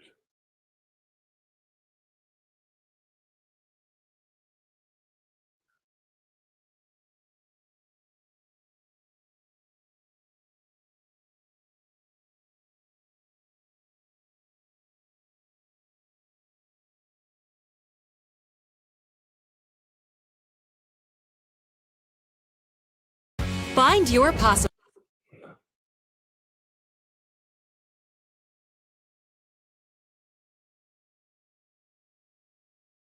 This is just a raw recording, raw screen capture of one of the videos that is coming up in the reaction channel. As soon as I get, yeah, apparently the way that the storyline of the video goes is that the sheriff wanted to, catch some nookie off the girlfriend or that guy's girlfriend, and he caught him, and the sheriff ended up blasting them both away. One for possibly self-defense, and the other one just to get rid of it. Actually, hear the video? They hear the music? Put a one in the chat if you can. That'll be one of the videos that is coming up on the channel. Band called Warrant. There's going to be a few videos of theirs that's going to be coming up. One of them I want to do is Dirty, Rotten, Filthy, Stinking Rich. Another one is Cherry Pie, and I Saw Red. Those are three of the other videos from Warrant that I want to do this year. But yeah, I've always liked Warrant. They were a really good band in the 90s. And I hope that, the goal of doing all the different bands and different genres for the channel is to try and bring people into different genres that they normally from what they normally listen to. Yeah, instrumental music is interesting, but at the same time, it's really, really, really difficult to react to something that doesn't tell a story. And that's what music does for me. It tells me a story. I know some people they hear the story in the instruments. I'm not one of them. So, but I like reacting to and about what the story means to me, or what the story, like Uncle Tom's Cabin. The story is all about, the sheriff did something wrong. He killed a couple of people, and he tried to hide it, but somebody saw him. And those are the kinds of stories I want to use as commentary for while I'm doing my reactions. So this way here I can stay within the confines of the fair use, like being able to go with the fair use laws, which will help protect my channel. So there's some videos that I have done. I've already got the videos done and the reactions done, but there's a block on the video itself, and the copyright holders are blocking it in either multiple countries, so that you're only going to have like 5 people watching your video, or they're blocking it completely. And I got 5 videos that I've already got done. One is lip sync singing Funky Town. One is Rick Springfield's Jesse's Girl. One is The Monkees' Daydream Believer. One is Thompson Twins' Hold Me Now. And the other one is Whitesnake, Here I Go Again. So I've got them held back, and I've disputed the copyright claim. I'm holding them back until the claim gets released. And then once the claim gets released, then I can upload it as a, future piece of content. Just like I did with the next two videos that are coming up, which are Fourth Impact, Here We Go, and Fourth Impact, Tapatsayo. Oh, you saw Rick Springfield in concert? That's awesome. I saw Dr. Hook in concert 3 times, and all 3 times it was an awesome show. The last time I saw them was on my 24th birthday. So, and I had a bill that was like that big. It was, in the shape of a Who is Dr. Hook? I'm going to do a reaction real soon. I have videos already scheduled till the 12th. I'll do a reaction probably after the 18th of Dr. Hook. They sing a lot of folk, like folk rock, and rhythm or blues rock. They're a lot of fun to listen to. They sing on the cover of the Rolling Stones. They sing "Freaking at the Freakers Ball," which is one of the ones I want to do, because it's a really, really fun song. They sing "Sharing the Night Together," Sylvia's Mother, a little bit more. Just, I've always loved Dr. Hook. Ever since my dad introduced me to him, I've always loved Dr. Hook, just like the Beach Boys. It's just one of them bands that, captivates you and gives you something at the time that means a whole lot to you. And that's what I love about music, is even in different genres like pop, rap, rock, heavy metal, country, blues, all the different genres. Every different genre, the music is based upon a certain feeling for the most part. Every now and then you'll see an artist from those specific genres pop.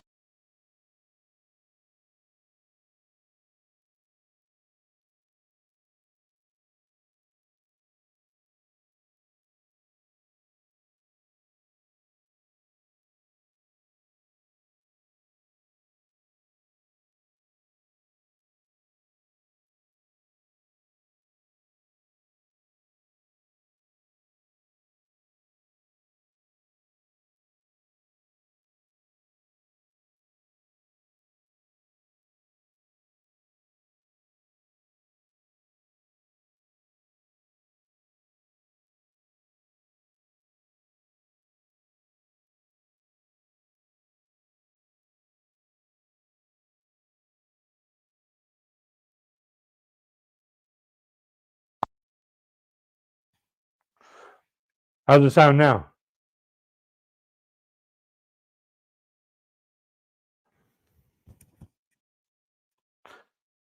Yeah, Years From Now was another really good one. But music can give you different perspectives on some of the things that go on in your own daily life. And, you can actually learn something from a song that was sung by an artist from a different genre that you're normally listening to. Like if you're normally listening to country music, you could go over to rock and roll and learn something else very impactful.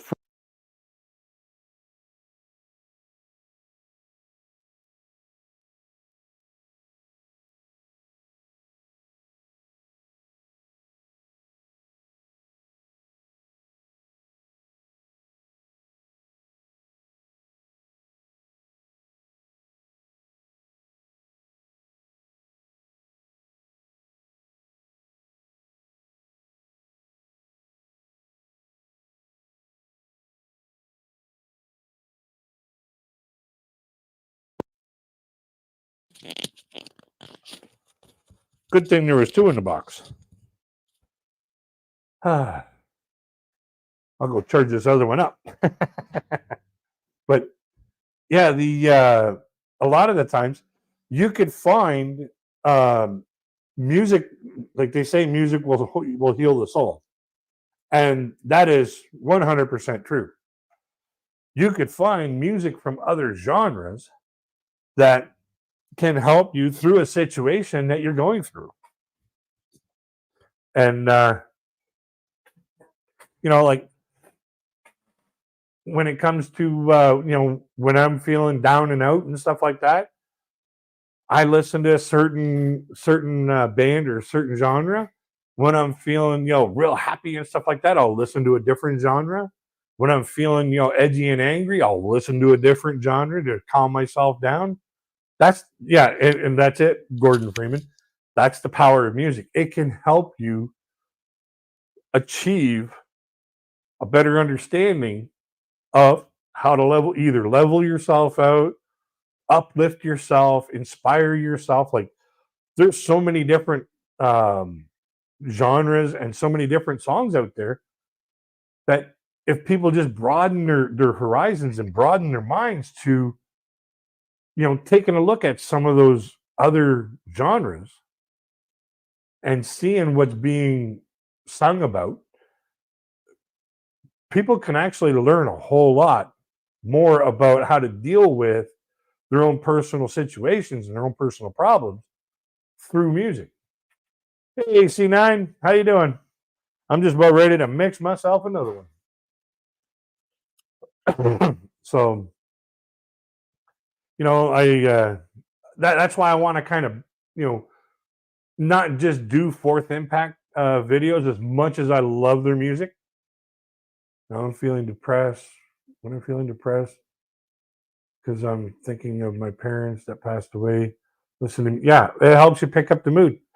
And that's one of the reasons why I wanted to do that 12 days of Christmas, like the 12 days of comedy Christmas, 12 days of regular Christmas, because for a while, even I was feeling, like down in the dumps during this holiday season. And I did those specials, those comedy 12 days and the classic 12 days to remind myself what makes me feel the best. And that's helping people. And through the comments throughout those two sets of 12 days of Christmas, the positive comments of people saying, hey, I'm starting to feel the Christmas spirit a little bit more. Hey, that made me feel like, hey, I'm giving the gift that keeps on giving. I'm trying to give the gift that keeps on giving, and that's happiness. And like that's mainly why I wanted to keep doing these reaction videos, is because that is what it does. Is it gives the gift that keeps on giving, the gift of knowledge, the gift of self-reflection, the gift of just basically understanding life. And we can understand a whole lot about life by listening to music. It was thanks to the comedy Christmas that I first came. Yeah, I really appreciate that, Nicole. And it's been a pleasure having you around. I love having you around. Uh, or the conversations that we've had through those comment sections. I really, really appreciate that. And you know what? It helped me feel not quite as alone, so to speak, as because I live in my apartment. As you can see, I got table back there. I got an armchair over here. I got I have a small apartment, and I live here alone.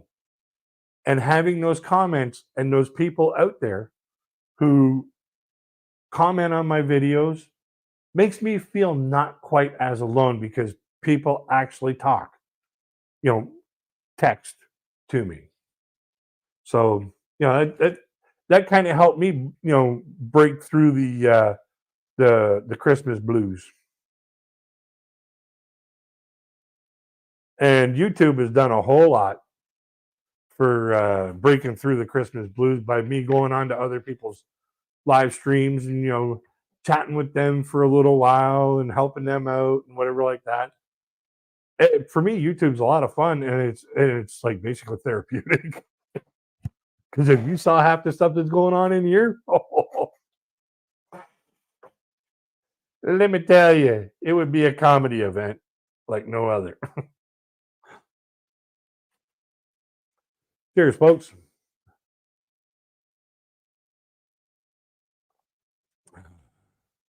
Yeah, but hey, if I can help, even one or two or maybe five people, feel a little bit more engaged in the world, or feel a little bit more understood in the world, then that's total pleasure for me. And yeah, nobody is an island. Nobody can be an island. You still have to be on a planet, and people still visit that island. We were not built to live separately from everybody else. We were built to come together. So that's how people were built. So what else can we talk about?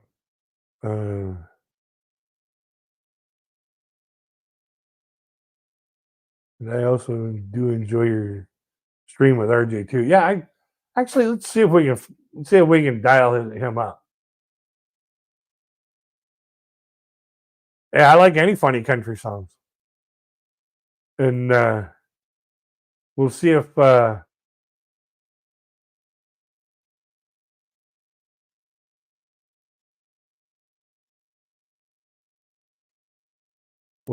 already heard it.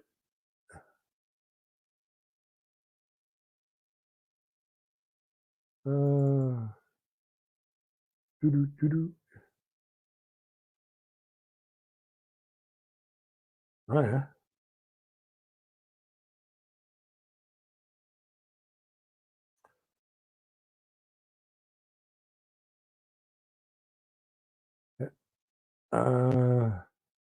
What's the name of the song, Nicole?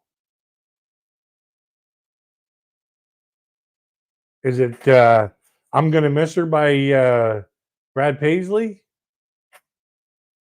or anything by Cletus T. Judd? Because I have a plan on. I've started working on a plan for some of the different, holidays. Like February 14th, I'm going to be doing like, all love songs. Before, maybe like 3 or 4 days before and 3 or 4 days afterwards. Um, Valentine's Day.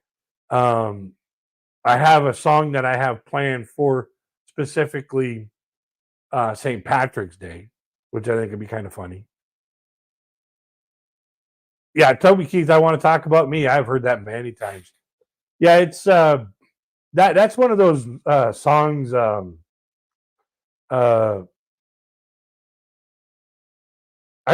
one of those songs I kind of want to fit into a row of, just fun songs, like "I'm Gonna Miss Her" by Brad Paisley. Uh,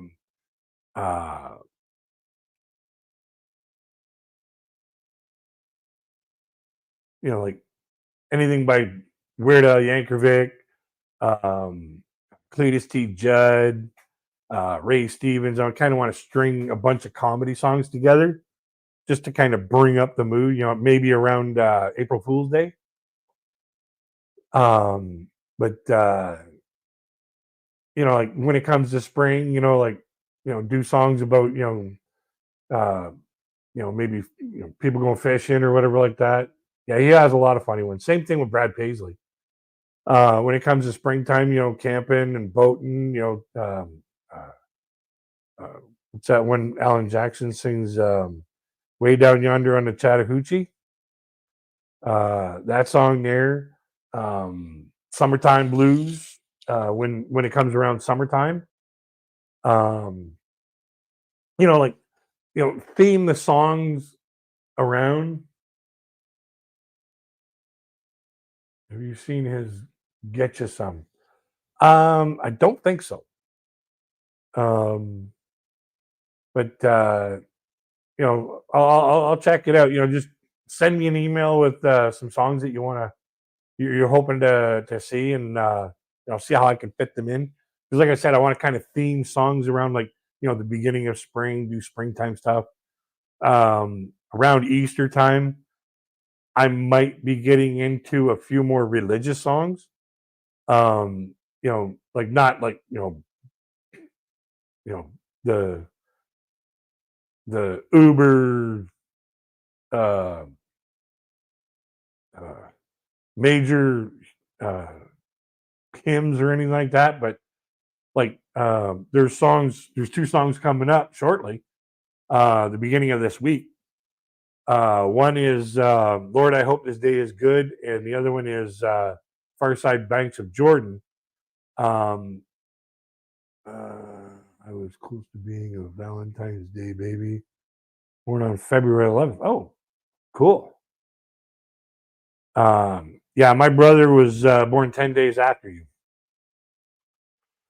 But he was born in 70. um uh yeah, I got Lord, I Hope This Day Is Good by Brothers of the Heart coming up. I have uh Jimmy Fortune singing Far Side Banks of Jordan. um and eventually I kind of want to get into songs like that I heard Fourth Impact sing, that were like, they made me like, I start looking at this these songs here pretty close, because they started making me feel a little bit of something. So got a couple of them coming up, and um, I want to talk to RJ about it, to see if he'll uh, give me permission to record him talking about the um, religious implicate or parts of the Bible that those particular songs are talking about. Like, I got two that are already recorded and they're ready to pop. But I'm thinking I'd like to get RJ, because he's got a master's in theology, or he's got his degree in theology, to get him um, to get his Bible perspective on the religious songs, and have that recorded at the end of the reaction, like right after the song gets done. So I'd like to get that. I'd like to see if he'd like to do that, and that'd be great. Maybe it'll help him out a little bit. And there's a few songs that I'd like to have his perspective on the Bible, on the Catholic Bible, about how these songs play out, how they were structured. My dad's birthday was February 20th, so I was close to being born on my dad's birthday. Nice. Yeah, you see, in my family, there's my brother. He's in February. My mom is in, or my dad is in May. My mom is in June, and I'm in July. Or my mom is in July. My dad, and I'm in August. So even though I'm the youngest out of the group, my birthday is the last.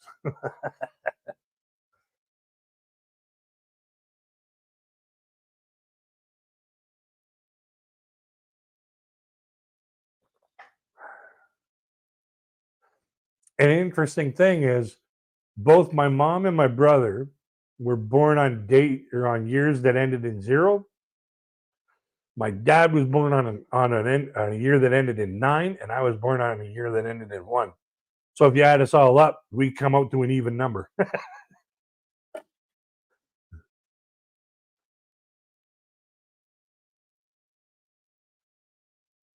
I always found that kind of weird.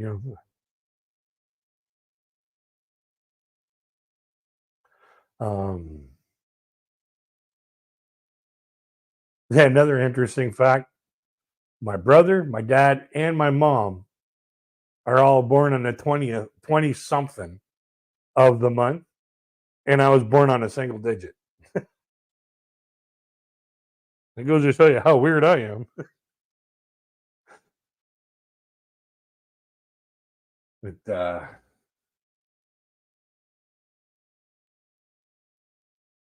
yeah, how many people we got? Well, we got 1 in, 5 watching, 1 participating. Let me go back to that.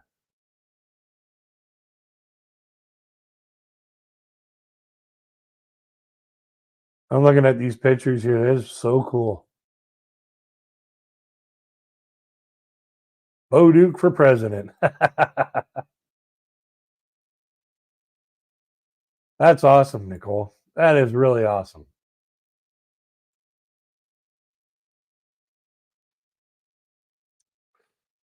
Yeah. Let me think who else has some funny songs. Well, Cletus T. Judd, obviously, you know, I am Cataract Style. I'm being sued by Shania Twain, or I'm being sued by Shania Twain, or I'm being stalked by. Oh no, that's Ray Stevens. I'm being stalked by Taylor Swift.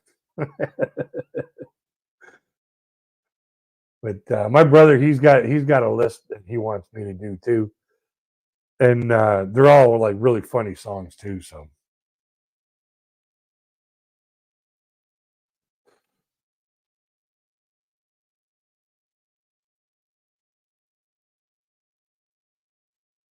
but I don't know what else to talk about.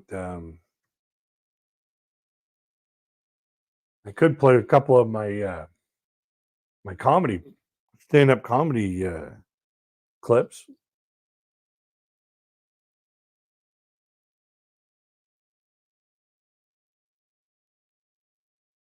Because I know damn well that those won't get busted for copyright. Play the clips. Gary Coleman. Shania, I'm broke. Yeah, and if Shania was mine, yeah, Cletus songs. Yeah, those are funny. Alrighty.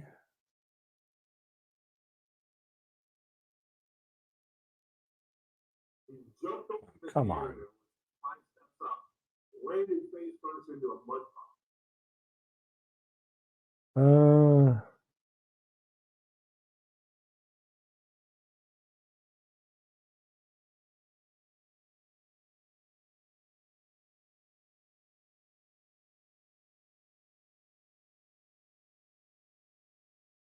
Over the handrail, which was 5 steps up, landed face first into a mud puddle. And I'm sitting there just dying. I'm laughing so hard at what I just did. Obviously, one of my videos.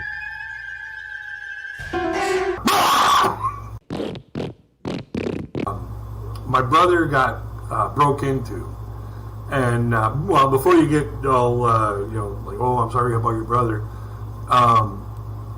They didn't get anything of value.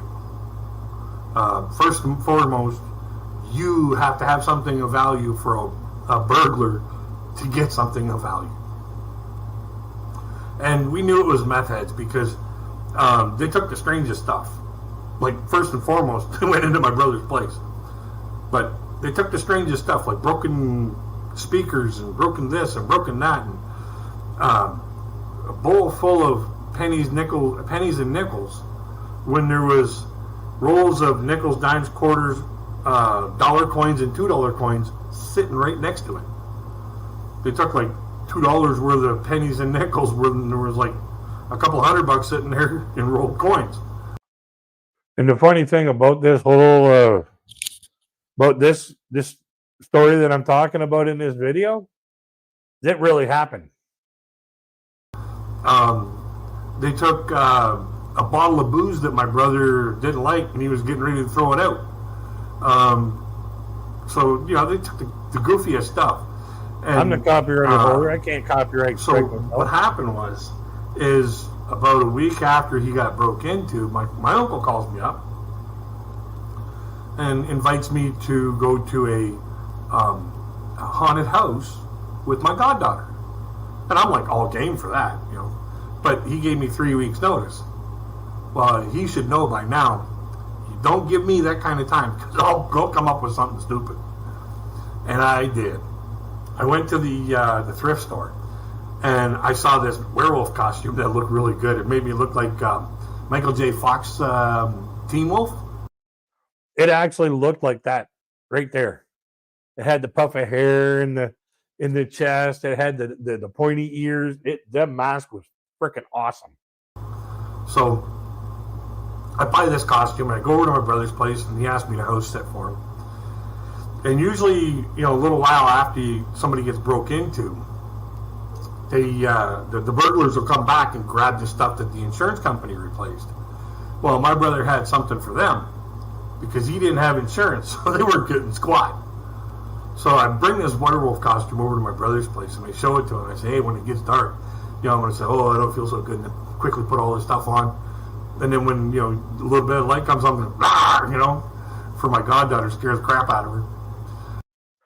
What ended up actually happening with my goddaughter was I got the morning or the afternoon off at work, so I bust ass and I drive out, you know, an hour away to go to their place, and her mom and dad were home, and what I did was I waited till she got off school, and I put all this shit on when she got off school, and I'm standing there in the doorway of the bathroom.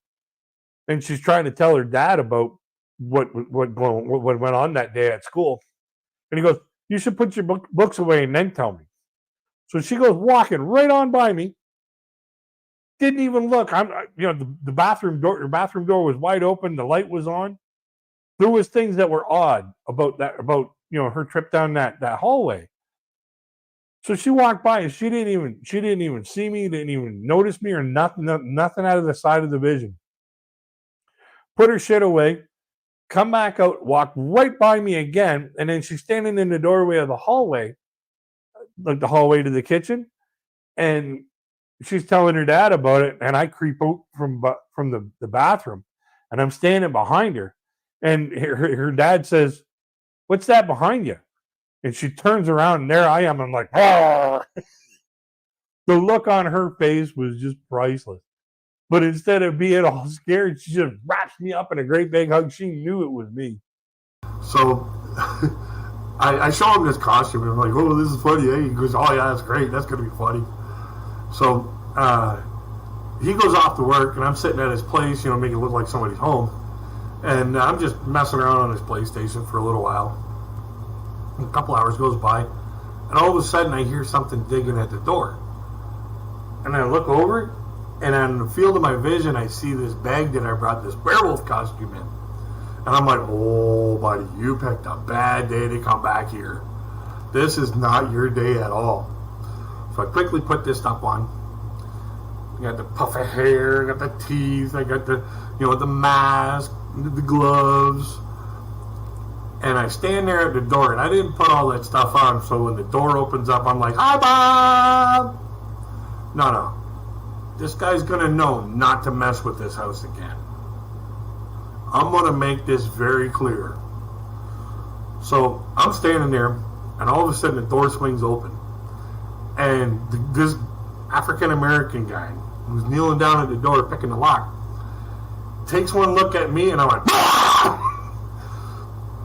well, all the color went out of his skin and directly into his shorts. You could smell it. He shit himself right there on the spot. He jumped over the handrail, which was 5 steps up, landed face first into a mud puddle. And I'm sitting there just dying. I'm laughing so hard at what I just did. So I locked the door, and I run to the bathroom because, like, I'm about ready to lose some liquid myself. And I'm, going to the can, and I'm just thinking about, what this dude's saying to his buddies when he gets back to the place. Like, oh man, you don't want to go near there, man. Oh no. You should see what they got for pets. So that made me laugh even more. So, and there's no way with me laughing that hard, there's no way I could drive. And that's back when I was able to drive. Yeah, like literally, this story makes me laugh even to this day, and that happened over 20 years ago. So I had to calm down a little bit, and I'm just kind of messing around on my brother's PlayStation for a little while longer. About 2:30 in the morning, I finally feel like I'm calm enough that I can make the trip. So I get in my car and I take off, and I'm driving along and down this street, and I'm doing like maybe 2 kilometers over the speed limit, and I get pulled over by the police. So this rookie cop comes to the door. And I got my insurance and my paperwork all ready to go. Got the window down and everything, and I hand it to him. And he's like, he asked me the stupid question that they always ask: do you have any idea why I pulled you over? Like, I'm gonna admit to something that you don't know about. That's not how that's not how I work. Yeah, I've got a whole video of 5 things you should not say to a police officer when they ask you that question. So I just kind of looked over at the clock on the radio, and I looked back up at him, and I looked back at the clock, and I went, checking to see if I'm up past my bedtime. Well, this cop started laughing so hard he almost fell over. He goes, no, I'm just checking to see if your paperwork's all up in order, routine spot check. I'm like, well, why didn't you start with that? We could have avoided all this crap. And so he goes back, checks my paperwork out, everything's fine, comes back up, hands me my stuff, have a nice day. But yeah, that's my story about how I stopped a home invasion. Yeah, you don't need to hurt anybody to stop a home invasion. I just gave the guy a heart attack. Get creative. It's a whole lot more fun. So have a nice day, folks. I hope everybody has a wonderful day. Hope everybody enjoyed themselves. Much love to everybody.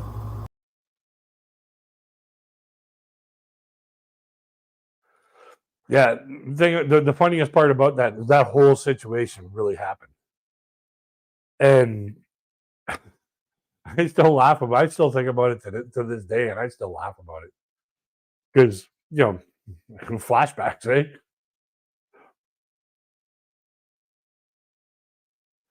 Yeah, I'm not going to copyright strike myself.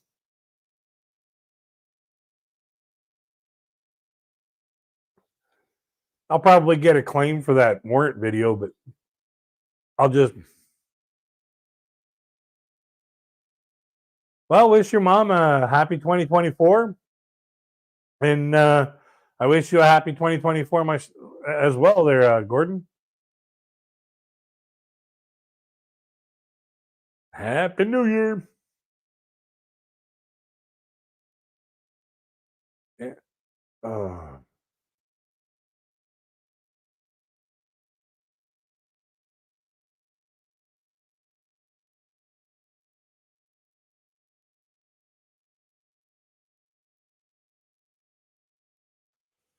So, anybody else got any ideas how we can spend the next hour and a half before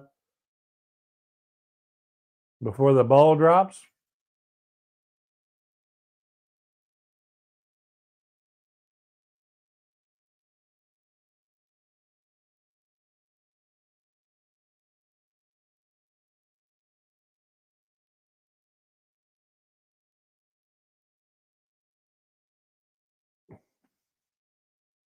Oh, actually, I'm going to go for a smoke real quick. And I shall return in a minute.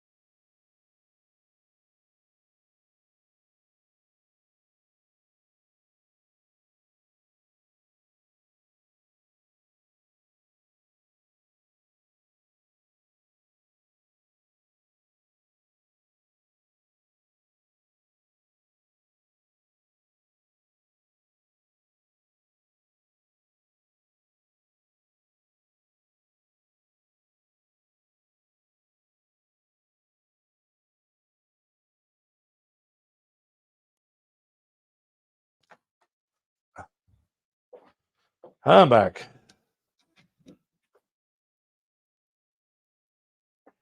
American Badass. J-Rom, get up there and save him. Yeah, you want to come on up here, Coach? I'm more than happy to give you the link.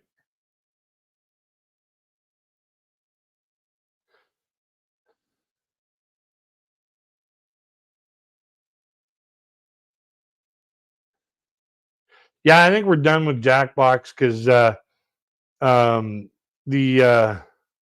like playing Quiplash too, but with that one person that came in just to stall everything out, it made it that it wasn't fun. I wish there was a way that I could just toss that idiot and but it is what it is. I guess that's the chances you take.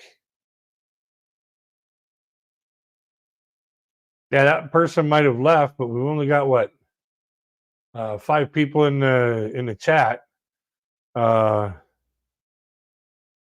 If we had like 8 or 10 people in the chat, and they were all and they were willing to play, I'd fire it up. No big deal. Yeah, if we all play it, it's a good number. But when you get one person in that just wants to stall everything out, that makes it not fun.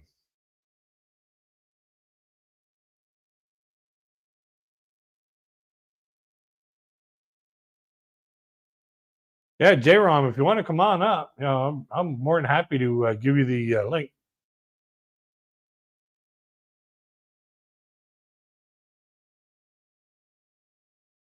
Or even Nicole, if you want to come up, have a conversation and joke around, have some fun.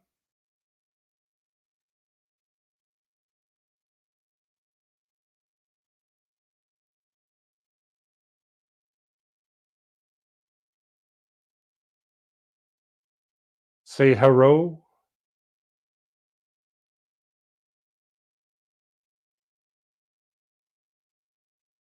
Oh, I made a New Year's resolution 15 years ago about not making any more resolutions, and I've been keeping it. It's the only one I've been able to keep.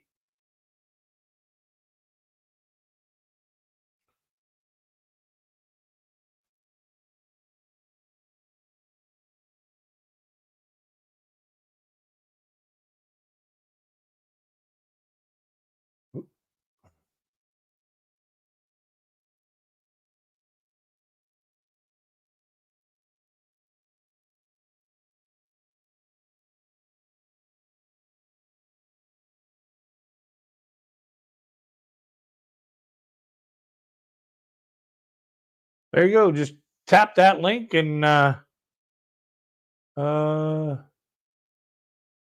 see if I have your email, Christine.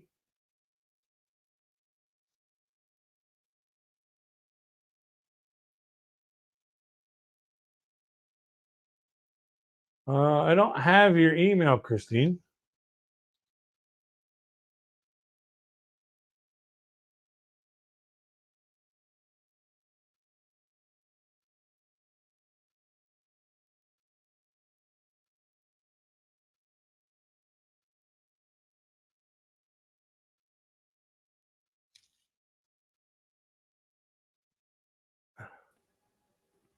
Hello, Nicole. Hello. Ooh, turn it up just a bit. Excuse me. Heard that.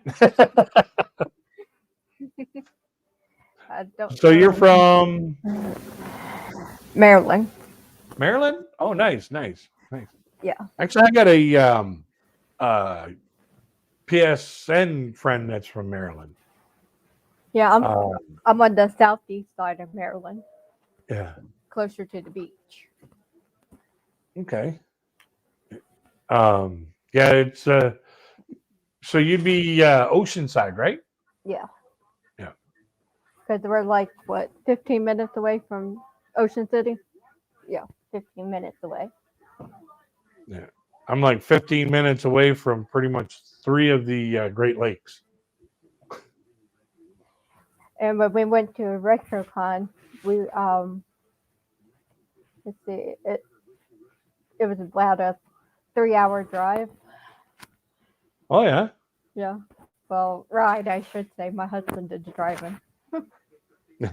I can't He drive. does the driving, you do the watching. I can't drive because of epilepsy. So. Yeah, I gave up my driver's license 15 years ago because my doctor said with the condition I have in my eyes, Mhm. if the wrong kind of light gets in my eyes, I could have a seizure. So I was like, well, I don't want that behind the wheel of a vehicle, so I just gave up my driver's license. Direct sunlight causes mine. Oh yeah? The heat from it. Yeah. Yeah. For me, it's frequency of light. And I noticed that when an ambulance or a police or fire truck goes by, yeah, I'm like, it's like I just drank 25 beers all at once.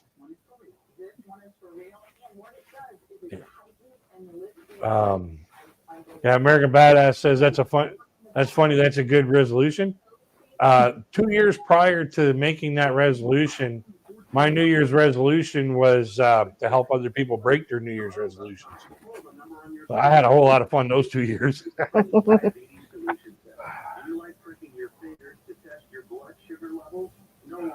Wow. I did that. I did. Somebody got a cold in there?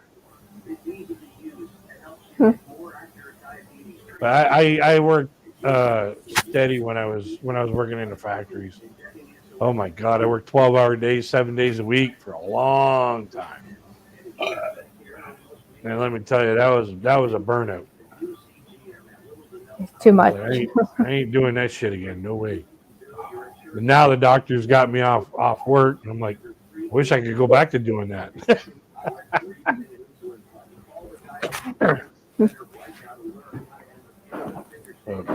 So what do you like? Do you have a YouTube channel or No. no? No, but I watch a lot. I've like watch a lot of YouTube videos all the time, and I like watching reactions to different stuff. And Oh yeah. just some people irritate me with their reactions because they don't get the meaning behind it. Yeah. Like when it comes to like certain Backstreet Boys songs and Yeah. to show me the meaning of being lonely. Some of them miss it completely. They don't. Yeah, when get- it comes to songs like that, I like to go to lyrics.com and actually read the lyrics and okay, yeah, here it is. This is the meaning of the song. They think it's about breaking up, and it's about someone who passed away and person in each one of their lives. Yeah. I Yeah, know a they're- lot about the Backstreet Boys. They're still together, actually, believe it or not, after 30 years. Yeah. And still Yeah, on especially tour. when Donnie Wahlberg's on Blue Bloods. That's not the Backstreet Boys. That was it, New Kids. Oh yeah, that's right too. I get them two mixed up, because they both had basically the same styling, the same kind of music. They were just 5 different guys. Yeah. So I know there's a song coming up. I was going to my YouTube studio here to find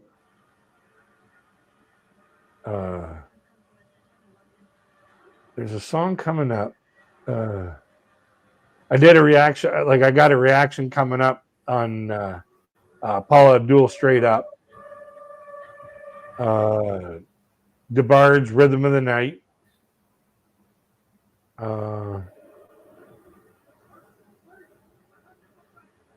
Blondie Heart of Glass.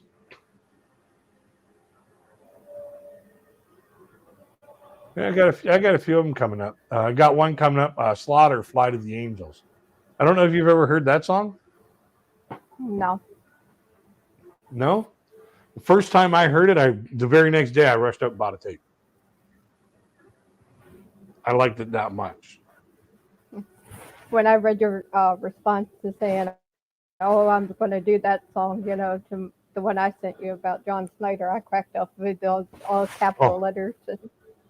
I watched that video, and I literally just about pissed myself laughing because I personally have a couple of those types of relationships in my past, and I'm like, wherever you are, fucking stay there. One You person, stay. everybody else I sent it to have cracked up laughing except one person. She said that he was in an abusive relationship. I'm like, what? I was like, how did you not get it was funny? Everybody else Yeah. thought it was funny, but you. Yeah. Well, he's in a toxic relationship, and now that the relationship's over, he just wants her to stay the hell away from him. Like, it doesn't mean that it's like physical abuse. It's just a toxic relationship. Like at the very beginning of it, he says it. She tells me how to dress, how to drive. Like, hello. Most I worked was 74 days in a row. Took one day off, and then 75 days. Ouch. Yeah, I worked when I was doing that 7 days a week, 12 hours a day. I did from the beginning of January straight through to, I'm gonna say, the end of April. And then after that, I was like, I've had it. I can't do it. I can't do the 12 hours anymore. So I did about 4 months of 12-hour days, 7 days a week. Just burnt me right out. I did about 2 weeks of 8-hour days, 5 days a week. And I was like, no, I'm going back to the 12-hour days things because I'm saving up for some good, holidays.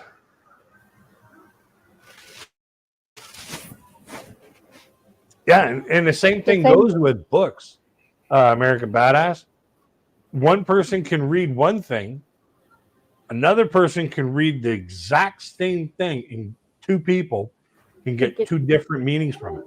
That's how I say can get two totally different meanings, Yep. Hey, John Lobley, how you doing, my friend?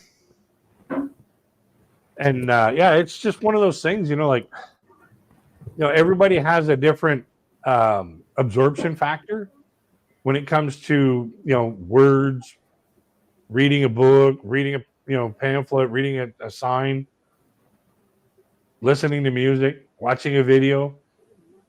And when I do my reactions, I do them as a personal thing, how this makes me feel. And then in the comment sections, let me know how this makes you feel. We'll have a healthy discussion about it.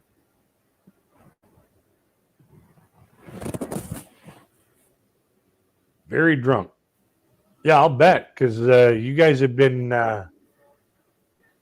you guys over there would be what 1 o'clock in the morning, 2 o'clock in the morning over in England. So yeah, you'd be pretty toasty. Not as bad as I was. I'm pretty sure. On 2016 when my parents passed away. Yeah. We were at the neighbor's house, and I had so much to drink that thankfully it was only next door, and when we got home, I had to crawl up the steps and crawl in the house. I couldn't walk. Yeah, I've had things like those. I made it as far as the bedroom, and my husband got there just in time with the throw-up bucket, and I puked. I had moonshine, I had twisted tea, I had Lord Calvert. I had pretty much everything that night. I was just trying to drink my pain away from losing my parents that year. Yeah. So I couldn't even stand up. It's kind of strange how, as human beings, when we're in pain, we tend to do the worst things for ourselves. Mm-hmm. And it's like, like when are we ever going to learn from our own, mistakes that, that doesn't work? And a very good friend of mine I used to work with a long time ago, he told me something that that I've never forgotten. He goes, trying to drink or trying to find your answers to your problems in the bottom of a bottle only leaves you two more problems in the morning. One, you feel like shit. And two, all your booze is gone. And it was funny because my older sister said to me once, "How can I drink Lord Calvert? Because I can drink it straight with nothing that's mixed with it. I can drink shots of it straight, and Yeah. she can't even take a sip of it." I get it from my dad because my Yeah. dad used to drink it all the time, and I used to hang out with him in his shed and karaoke, and we'd drink. My Now, I mom don't would do karaoke. my mom would be like, "You better not be out there drinking." I'd be like, "Yeah, okay, I won't." And she'd look out, I'd show her a bottle of water, make her think that's what I was drinking, and I'm out there drinking alcohol with my dad. My dad didn't care; he gave me alcohol all the time. And as soon as we came in from karaoke, and my husband smelled it on me, he said, "I think it's time we go home." So my mom wouldn't say nothing. Yeah. I remember. It reminds me of one time I went up to my buddy's parents. We drove from my city, basically 12-hour drive from here to where his parents live in the middle of winter, in the middle of a blizzard. And we had just walked out of the bar. So, we weren't drunk. We had been drinking, but we weren't like, juiced. We still had some sense to us. We get about 3/4 of the way up the way there, and we hit this blizzard, and there's like a 4-foot snowbank on one side and another 4-foot snowbank on the other side on this double lane highway. And the snowplower went by, yet like coming at me this way here. The snowplow went by, and the wind, like the change of the wind from when the snowplow went by, made the tires on my buddy's car realize how much ice there was underneath them. I spun that car around 360 degrees one way, 360 degrees the other way, and when I dropped it off on the side of the road, I was 4 inches away from the front bumper and 4 inches away from the back bumper from hitting that snowbank that was 4 feet tall. And I'm looking at him going, "Let's go." Off we took again. You didn't We do a get Dukes up of to Hazzard and jump over? what's that? I said you didn't do a Dukes of Hazzard and jump over it? No. There was a 4-foot snowbank. Like we were basically driving in a channel. Okay, where there's a 4-foot snowbank on one side, 4-foot snowbank on the other side, and we're down in the gully driving along the road. And we get up to my buddy's parents' place, and it was like morning, and we just crashed off for a little while. That night, me and his dad were sitting there drinking a 26er of tequila straight out of the bottle, just passing it back and forth with each other. And my buddy couldn't even stand the smell of it. We're just like, we're just shooting it back. We ended up drinking that whole bottle. His mom was pissed because you two are going to kill each other. Yeah, we're going to have fun doing it though.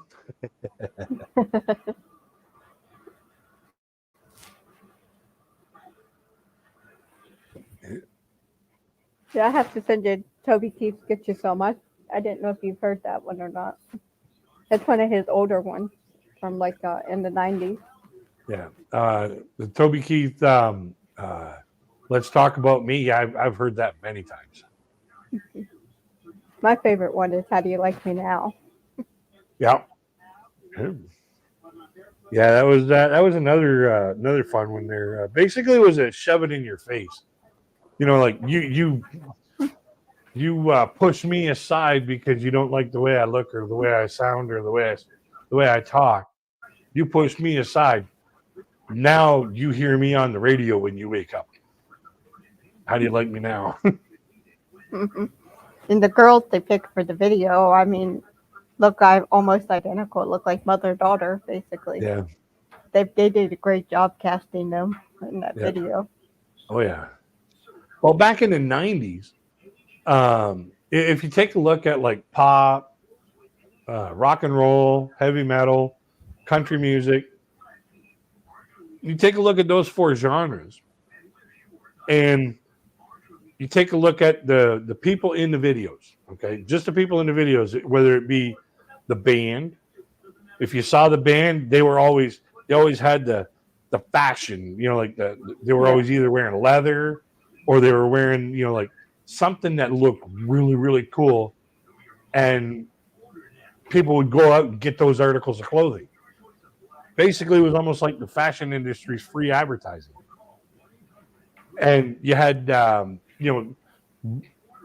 in the audience, it was always the most beautiful people in the audience, like the beautiful people that were around that area while they were shooting the video. They'd be like, "Okay, you can say, you can say, you can say, you got to go, you got to go, you got to go, you can say, you can say, you can say," and they had the most gorgeous people, you know, in the audience, dancing it up or whatever like that for the band performances.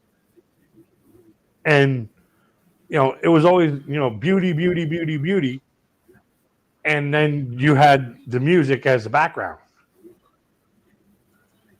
Where before it was all about the song, like back in the Ricky Nelson and Everly Brothers days, it was all about the song, the story of the song. Like Bon Jovi's songs, you see a lot of the audience. Yeah. Well, in a lot of Bon Jovi's uh, videos where he's performing in front of a crowd, a lot of the times that's his live performances. Like that's Yeah, his because people it bought starts tickets.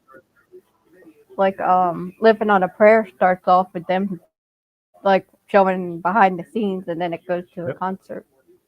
Hey, Stephen Clark, Happy New Year. But the pants they were crazy, you know. Oh yeah, like it was basically, like I said before, it was basically the fashion industry's free advertisement. They put these wild clothings on their uh, on the artists and have them perform in front of literally thousands of people on stage and in their videos. And next thing you know, people run out and I want to buy those types of pants, or I want to buy that type of shirt, or I want to buy that type of jacket. Like MC Hammer's pants, and don't you can't touch this. Yep. People were buying those pants all the time after Yeah. that video. Was that one with the ripped jeans? Those were like parachute pants. Oh, okay, yeah. I can't remember who started out that one with the trend with the ripped jeans. Yeah, that's just, to me, it's a bad idea, because you get some of them people that like they want to tease and whatever like that their partner, and they put their hand in that where that rip is, and next thing you know they're like wham, and then all their pants are just ripped to shreds. Oh yeah, but the thing about it is back in the MC Hammer and Eminem days, tracksuits were freaking selling off the shelves because those two guys were wearing them all the time. It's the fashion industry's way to get free advertisement. They just say, we're going to supply you with this outfit, wear it in your video, and next thing you know, the fashion industry is selling those particular articles of clothing like hotcakes. Like it's one industry helping the other. And I kind of explained a little bit of that in a couple of the videos that are coming up with all the 80s, 90s hair bands, with all the wild shit they wear. Oh my God. Like the Backstreet Boys always having pretty much matching outfits, and Yeah, but they were always different colors too, weren't they? not all the time. Sometimes they were, but sometimes they were like the same color. Like Quit Playing Games with My Heart. They were all in white, They had just very and slight differences for individuality. hmm Kind of like and what the X Factor did with Fourth Impact. They basically dressed them in the same skirt with very, very minor differences. Like on their uh, I'll Be There performance, those dresses were almost identical. I think the only thing that was different was the tag for who was going to be wearing it on the inside of the dress. Other than that, those dresses were almost identical.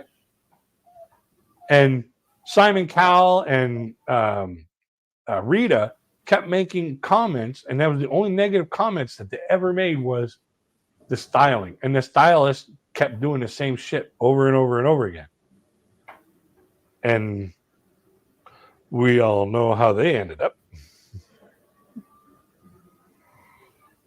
a lot of people when they watch everybody Backstreet's Back, they're like, this reminds me of Thriller. I'm like, well, it's because it's based off of Thriller. Yeah. They said it was a tribute to Michael Jackson. So yeah, and that's another thing is, you get those bands like Michael Jackson, DeBarge, back in the early 80s, late 70s, when videos started really coming out, and they did all those, particular dances in their videos, and they had a whole bunch of people doing them. hmm That just basically gave people ideas on how to dance to those particular songs. But at the same time, that's what spawned the line dancing that we know today in country western music. Let's all do it all at once in a lineup. yeah, one country song I know I'll never suggest is "Achy Breaky Heart." That song, it annoys me. Yeah, it annoys me too. It Because annoys me too. it Not because it's a really got overplayed, basically. yeah, it was a very very much overplayed song. But another reason why I don't like that song is at the awards when he won the award for that song, Billy Ray Cyrus was up against Travis Tritt, Yeah. and So he said here's when a he was quarter. holding yeah, here's your quarter. Call someone who cares. hmm And he got his ass in a ringer over that one. He basically was the first person who ever got canceled. And it took him decades to come back. Here's a quarter. Call someone who cares is based off of a true story of Travis Tritt. I've read about that. Yeah. It was his first, his divorce from his first wife. Before he went big, and Yep.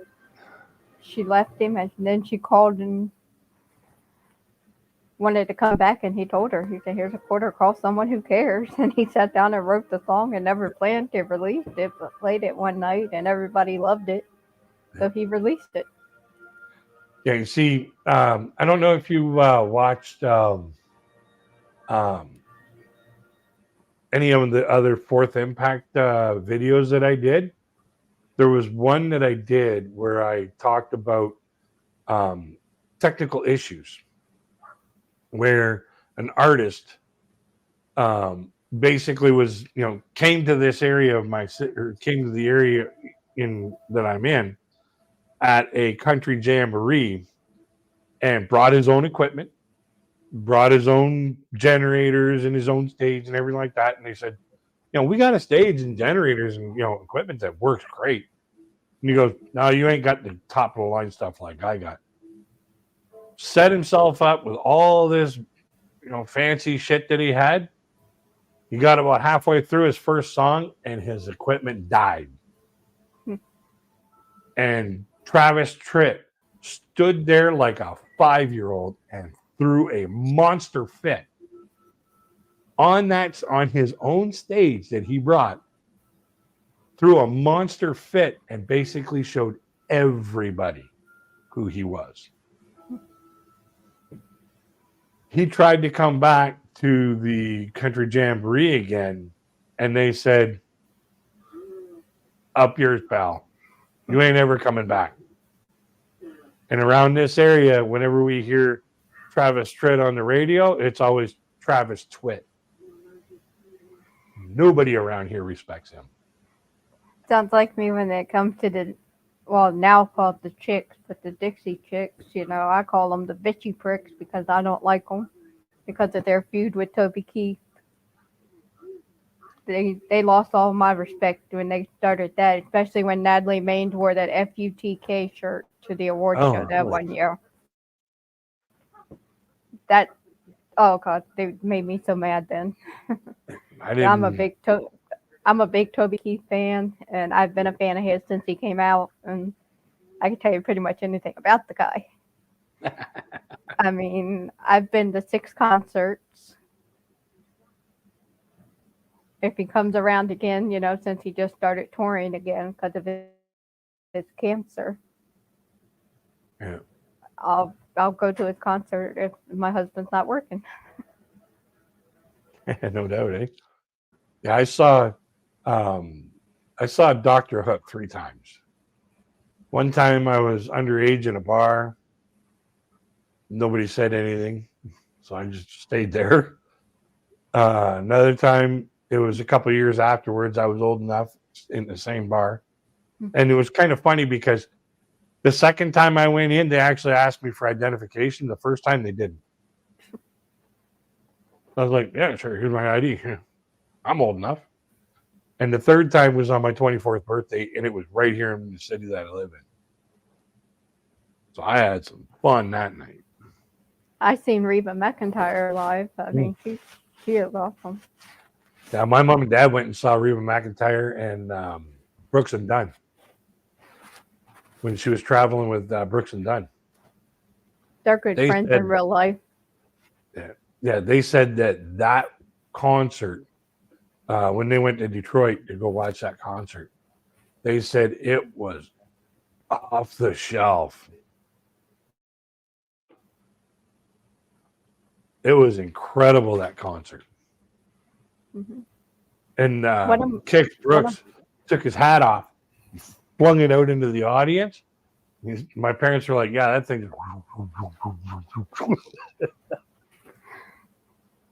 One of my all-time favorite songs of Reba is a toss-up between Fancy and Does He Love You with Linda Davis. See, I like Fancy, and I like A Christmas Letter. I really like that. I love that song. My husband's favorite of Reba's is The Night the Lights Went Out in Georgia. Yeah, I love that song too. And there will be one of them coming up. It's like somebody asked me to take a look at a couple songs, and the songs that they wanted, they're all right, but not something that, like, it's something that I would have to actually watch a few times and read the lyrics just to find out what they're talking about. Because the first couple times that I watched it, I was like, I can't promote this. I can't say anything really good about this. And that's why I won't do any rap. Let me qualify that. Any gangster rap. There is some raps out there. I know some people won't do Tom McDonald on their page. And Don McDonald. Stuff like that. Yes, he's a rapper. He's an independent artist. Okay. He does most of it. He's controversial, basically. Oh, okay. Like, I don't mind controversial. Just I don't like what I don't want to promote on my channel is disrespect to the law, disrespect to other people, racial segregation, and basically just being a total douchebag. He's got songs like No Lives Matter, which are saying, you know, which came out around like the time the Black Lives Matter took place, and he's saying it's not just Black Lives Matter, it's all lives matter, or it's no lives matter, is what he's saying in his song. I can stand behind that. I can stand totally behind that because Earthling lives matter. Really, when you think about it, we're all on this planet together. If we don't start working together, then we're just going to be tearing each other apart. And if we tear each other apart, basically the planet is doomed. So that's why I listen to him. I have never really listened to much rap until I got into him, and I like the stuff he has to say. Yeah. But like when it comes to, you know, people that want to bring, you know, people together in unity and not separate everybody like oil and water, you know, I want to focus everything I can on bringing people together. Then, go ahead. Which is what he pretty much does in all his songs. He talks about the latest issues in the world and addresses, you know, what's going on. So I wonder if he'll do a song about the snowflake woke people. He has. Oh. That's where I got the fake woke and snowflakes from earlier when I typed it in the chat. Those are two of his songs, actually. Oh yeah, I got to hear them because when you look at, I watch a lot of the woke videos just to see how, you know, what the possibilities that these people are, how these people are might be thinking. So this way here, if I bump into some of these people, I'm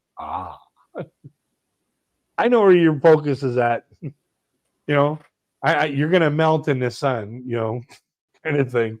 So that's why I kind of watch those videos. But some of them people are just, all they're doing is just spewing out the narrative from some idiot who thinks they know something. Well, like I said, he's independent, so he can speak with his mind. He can say whatever he wants. His girlfriend shoots the videos, you know, edits them, everything. They do it all themselves. Oh, nice. I'll have to check him out. Yeah, he got one. He got one that's called "People So Stupid." Oh, that'd be fun to watch. That'd be fun to watch. But you know, when it comes down to music can either heal the soul, inform the soul, or it can just basically make you feel better.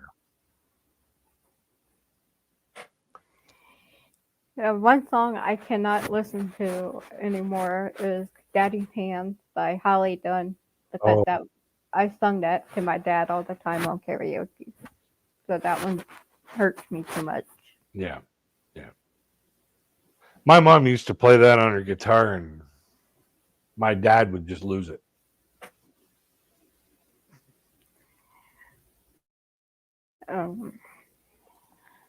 Now I can't even listen to it. I mean, it's been 7 years, and I can't. Yeah. It's hard to believe it's been 7 years. You know, it does get easier as time goes by.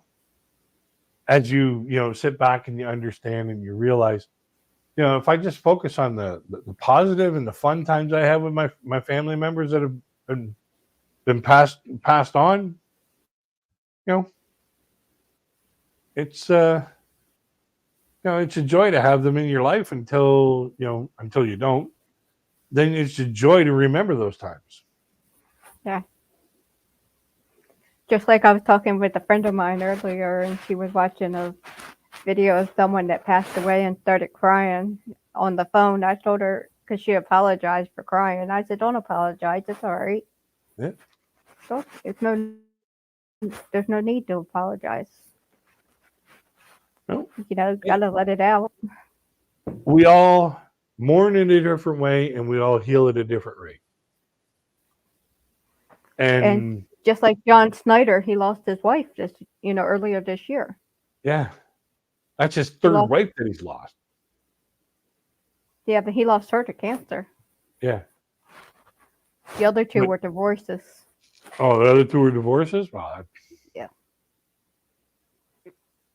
That's a go figure, Because the first one he got married to when he was on the Dukes. They got married on the Dukes set, to be exact. Yeah. So he was still young then. Because when he actually started on the Dukes, I don't know if you know how old he was or not. I think he was like 18 or 19. 18. Yeah. He lied about his age. He told him he was 21. He walked in with a keg of beer. I think he said a 12-pack, and he walked in and propped his feet up on the desk, popped open a beer, offered them one, and then did the roll, did the lines, and that's how he got the part. That's funny. That's funny. Yeah, the thing about it is he was 18 when he did the Dukes. He got the job for the Duke. He'd be 60, like 65 or 66 now. No, because he was born in 60, so he's 63. He's 65.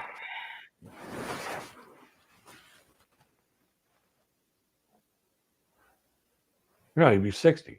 He was born in 63. He's not that much older than I am. Mm-mm.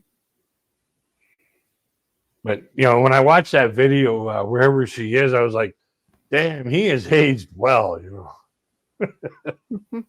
He has just gotten more distinguished. And just like the picture I sent you, you've seen how he looked. Yeah, he's really, Greg looks good too, though. yeah, like both of them. Like when I saw that picture of BJ and the Bear, I was like, damn. He still got the beard and everything. But that was one of my favorite shows because I used to like watching the monkey. How's that monkey gonna react? And because I asked his wife if there was any way I could find it because I'd love to see the show myself, and she said, unfortunately, no. She said because the studio it was filmed at caught on fire and all the tape got ruined. I might be able to get it on Fire Stick. Because I've never seen one episode of it, but No? I have a. Oh. It was a good show. When I first called him, it was on My Two Dads. That was the first time I ever seen him. Because I was like flipping through channels and I came across it said My Two Dads. I asked my husband what was it. He said, just watch it and see. And I see Greg Evigan walk on the screen. I was like, okay, it's a keeper.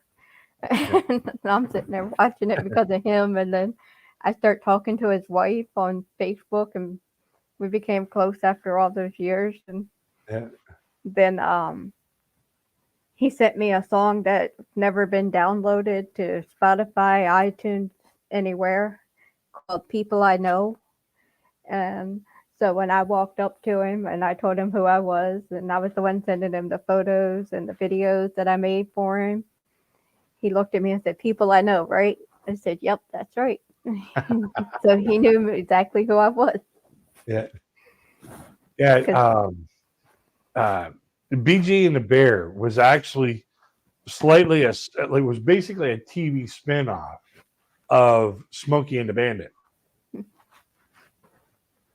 But instead of having the car up front to deter the police, it was basically the monkey that basically caused the entertainment for the show.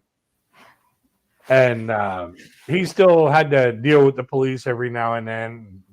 You know, he got into fights every now and then in the show. But basically, it was just the life of a trucker. You know, hauling one load to another from one end of the country to the other, and you know he charged so much a mile, and away he went. He was an owner operator of his own truck, with the comedy aspect of having a monkey on board. It was a fun show to watch. You might actually be able to catch some of it on. You might be able to catch it on Crave.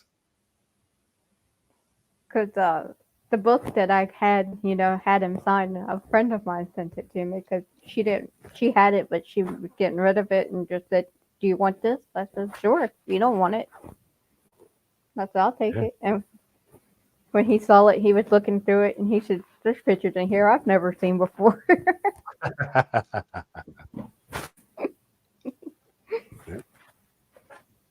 And I know a lot of people that have met celebrities and they've lost their shit. They've been like, now, when I went up to meet John Snyder, my husband did have to give me a tiny push, to like get me to move because I wouldn't move at first to go up to him because I was kind of nervous. yeah. But once I got up to him, I talked to him. I was, just nice. You find out the basic thing is that's another person. Yeah, he was just as nice as could be. I didn't want to say nothing wrong, I didn't want to say nothing about Alicia, and so I was just talking to him, and he's talking right back. And my husband he wasn't even going to be in the picture at first. But John told him, he said, "Get over here." He said, "Get your fool ass over here. You're in this thing." And he went, "Okay." And he got in the photo with us. And he's pretty tall. I know that because I'm short compared to him. Yeah, he was what? 6'1"? 6'1". Yeah. 6'1". Same height as me. I'm only 5'2", so I mean, compared to him, I'm short. How's the weather up there?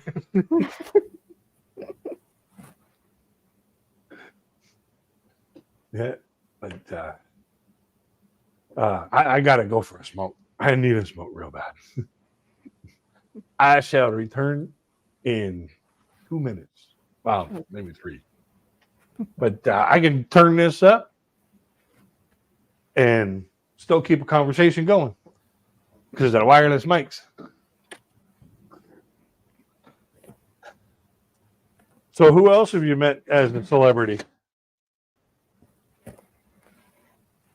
Have you met any others? Probably never. I've met, became friends with this local celebrity. His name is Richie Fields. Ricky Peel? Richie Fields. Okay. He's a local country artist. He does this song called "I Don't Think You're Pretty," and the title throws everybody off. No doubt. I think it's a bad. And I told him you'd have to listen to it to get it because it goes, "I don't think you're pretty, you're beautiful." Yeah. Well, you see, that's when people say, "Well, I don't think that song's good," a good song. You going book by a cover much? Like. I mean, when I first met him, it was back on the MySpace days, so that's how long ago it's been since I met him. Yeah, that was a few minutes ago. And we went to every one of his concerts because where it was local, and yeah. I don't know if you know Michelle Wright. Mm-hmm. She's from a tiny little town close by to where I'm at. And I actually, my uncle used to play in a band with the guys that she used to play in a band with many, many years ago, like back in the 50s. And late 50s, early 60s. And then Michelle got in with these guys here. Was it in and around the early 80s, late 70s, early 80s, before she became big. And she basically just left the band behind to go to Nashville. She basically said, screw you all, I'm out of here. I've met one person I'm not really too thrilled about meeting. I mean, but I don't know if you ever heard of Big Time Rush. Big Time Rush. Yeah. Is that like a funk or rapper? It's a Nickelodeon boy band, basically. Oh, And, probably why I don't know them. Well, I met one of the guys from it because he went on his own for a while, and he was in a band called Heffern Drive, and his name was Kendall. He was a total jerk Yeah. because I was nice enough. I made him and his buddy that was in the band with him a bracelet with their names on it, and he didn't think I heard him. But before I walked off, he said, "Oh, great, another bracelet, just what we need." I was like, "You jerk!" I heard him. I heard him, but he didn't think I did. Yeah, it's like, okay, how about I just give you a kick in the nuts with that one there, and maybe it'll be a special bracelet. Because when I got home from the concert, I got rid of everything. I owned of his, and I was because there was this teenage girl that was a big fan of Big Time Rush. I gave it all to her that I knew. I said, "Here, you can have it." She said, "How much?" I said, "Nothing. Just take it." Tell you what, give me a hug. Yeah, I was down in a bar in Flint, Michigan. The bar was called, or down in Roseville, Michigan. It was called the Ritz in Roseville. And they had dollar beer night, and Canadian money was at par. And I was like, damn, I got $500. Let's go. In case we need to have a motel room, I got enough. I'm covered. So we get down there and we're just pounding them back. And the bartender says, there's two ways I can tell you guys are Canadian. One, the money you're giving me. And two, how much you guys can drink. Well, that night I ended up meeting Metallica. And when I saw them, I was on my way to the bathroom. And I just kind of looked over and took a double take. And I was like, hey, wait a minute. You guys are Metallica.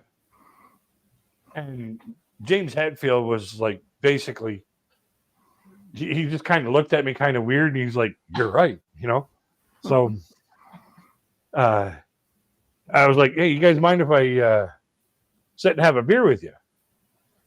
And they're like, and James was like, no, come on, let's have a beer.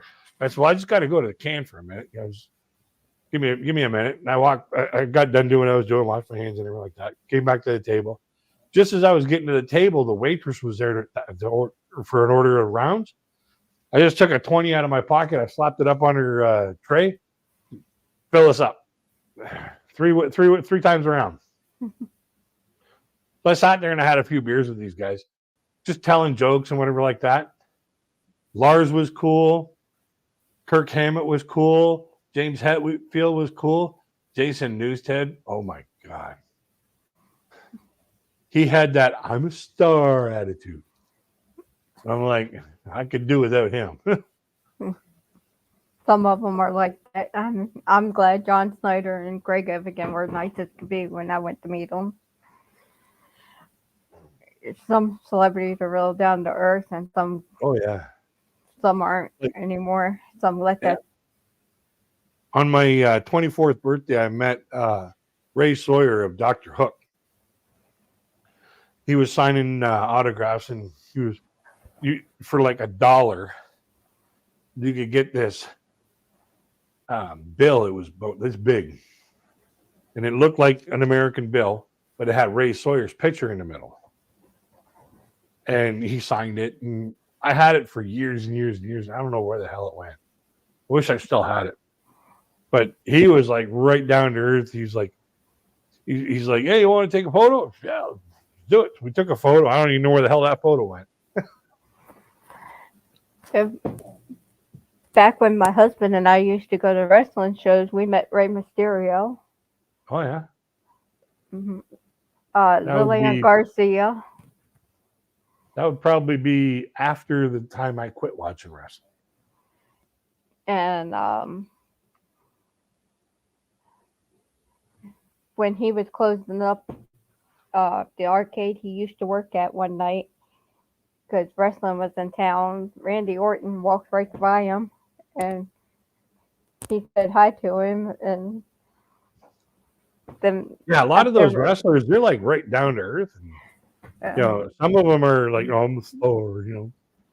Go ahead. He didn't even realize at first. He said hi to Randy Orton, and Randy Orton told him have a good night, and then drive safely. And you know, he's Yeah. like, he said, "Wait, but that was Randy Orton," you know. I had a friend of mine. He's 6'3", and at the time he was, I'm gonna say 380 pounds, solid as a rock. It was basically this guy basically looked like a shaved silverback gorilla. He was that strong. They had a fair come into town, and with the fair they had some wrestlers come in from WWF at the time. And he was being the security guard for the wrestlers.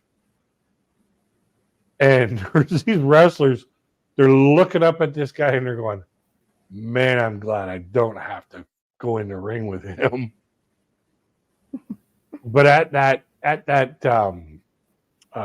fair, this is like going back a long time ago, they had a event called the Dwarf Toss. Basically what it was this little guy, okay, really about like 3 feet tall, wearing a harness, you know, a harness that you strap in for safety harness, wearing one of those. And basically what you do is you toss them onto this mat and see how far you can get. I would have given $1,000 for a picture of the look on this poor little guy's face when my buddy shows up to do this dwarf toss thing, and he looked at this little guy, he looked over at the judges, and he says, underhand?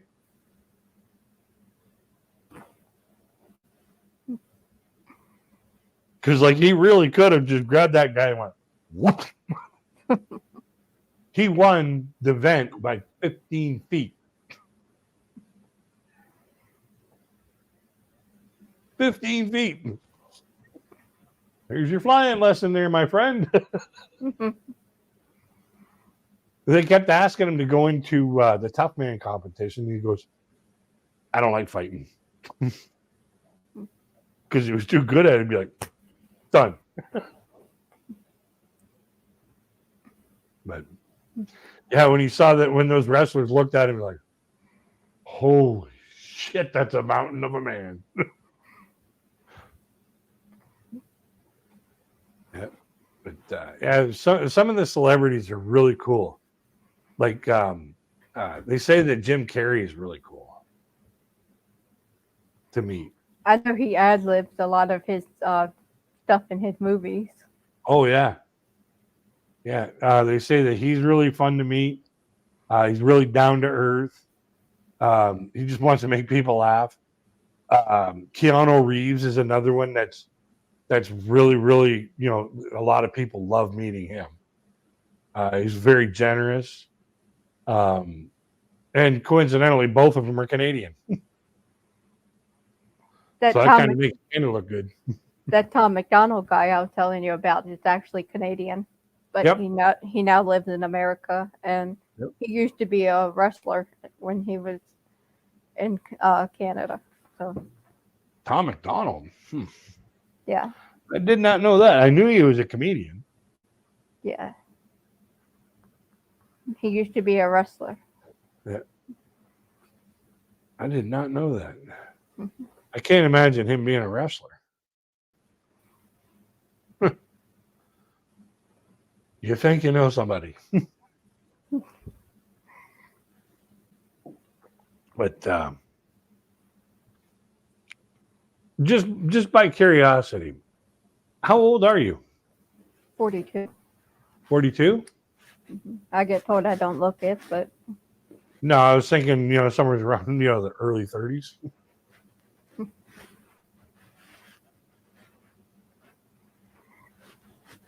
when I used to still go to the bars, I still get carded. Yeah, I quit getting carded literally I started getting carded the year that I turned of age, and I quit getting carded at the end of that same year. And before that, I never got carded at all. It's kind of One of my weird. one of my The year I doctors turned told me 19. one of my doctors told me I looked like I was still in my 20s. I said I can't be in my 20s. I said I've got a daughter that's 22 and a son that's 20. Yeah, it's just not physically possible. Because I've been with my husband for 23 years and we had our daughter like not long after. Congratulations for lasting that long. And we've been married for 13, so Yeah, still, even 13 years of marriage, that's a quite a long time nowadays. But to be and together for 23 years, mhm, that's an achievement. That's an achievement and a half. and still going strong. Yep. Like, it's kind of funny because the year my buddy got married, my best friend, he got married in 2000. Actually, two of my buddies got married in 2000. And they were both here on Thursday. My cousin got married in March of 2000. He asked me to be the best man. And I told him, when, the groom and the best man get together before the ceremony, just like the bridesmaid or the maid of honor and the bride get Mhm. together and they have their little conversation before the wedding. I told my cousin, listen, I got $500 in my pocket. Let's go to let's get the hell out of here. $500 is yours if we just get the hell out of here. A year and a half later, they were divorced. Hmm. My buddy that was here, my one buddy that was here on Thursday, asked me to be his best man. And I told him in the room in the church, I said, dude, I said, if you say no to this woman, I will beat the shit out of you right there on the spot. This is the best woman you have ever met. This is your forever partner. You won't find anyone else to even compare to this one. They celebrated their 23rd wedding anniversary. Or no, they were married in 2003, sorry. Because it was 2003, August 23rd. But I told him, I says, if you say no, I will beat the shit out of you right there on the spot. And they've been married ever since. Actually, they're more happily married now than they were when they first got married. And the strange part is that my one sister, well, I don't really call her sister anymore, considering she's only a half sister anyway. When my mom died, she disowned me anyhow. So, but she never liked my husband to start with. I don't know what it was, but she just didn't. I think it's the fact she's jealous of me because I can say, I can hold a relationship and she can't. Probably it. A lot of times jealousy leads people to, dislike a certain person a certain way or whatever. It all depends on the person and how they're feeling at the time. Let's And put it I this don't way. want to sound sexist about this, but it's the truth. Men and women deal with things differently, and for the most part, in general, women will lead with their emotions. And being that jealousy is a strong emotion, that's a hell of a lot to lead with.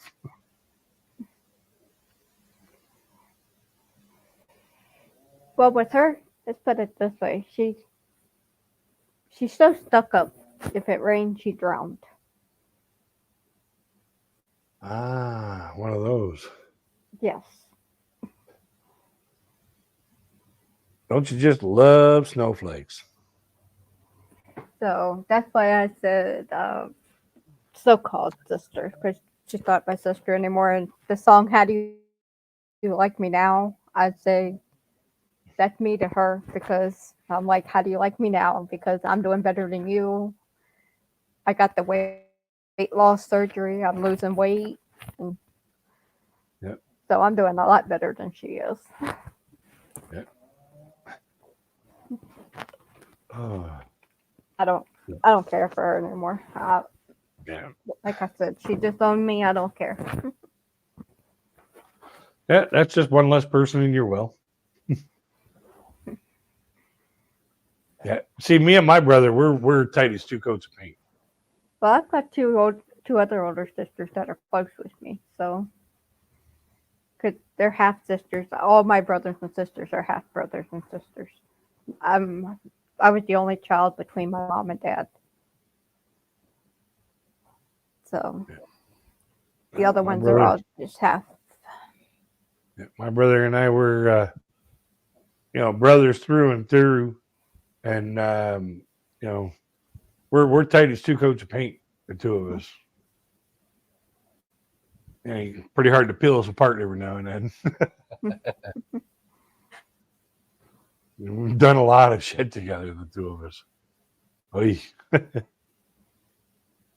But yeah, we've had a lot of fun though. Like, similar, but also at the same time dissimilar senses of humor. Uh, Similar, but also at the same time dissimilar thought processes. Like although we can come up with the same um, idea of something, we come at it at a different way. Like my brother is 5'6", 5'7". He's thin as a rail. Like just basically, if you were to put a garter belt around his arms or his thighs, it would fall off. He's thin. Sounds about Me, like my niece. My niece is. I bought her a shirt for Christmas, and I had to buy her extra small. That's how tiny she is. yep. Yeah. Me, I probably weigh a good maybe two and a quarter times as much as my brother. But I'm stockier, I'm meatier, I'm taller than him. Like I'm like 7 inches taller than my brother, and I'm probably about shoulder width. Okay, just in the shoulders, I'm probably about 6 inches wider than he is, just in the shoulders. And even at my thinnest, I was still twice as heavy as my brother.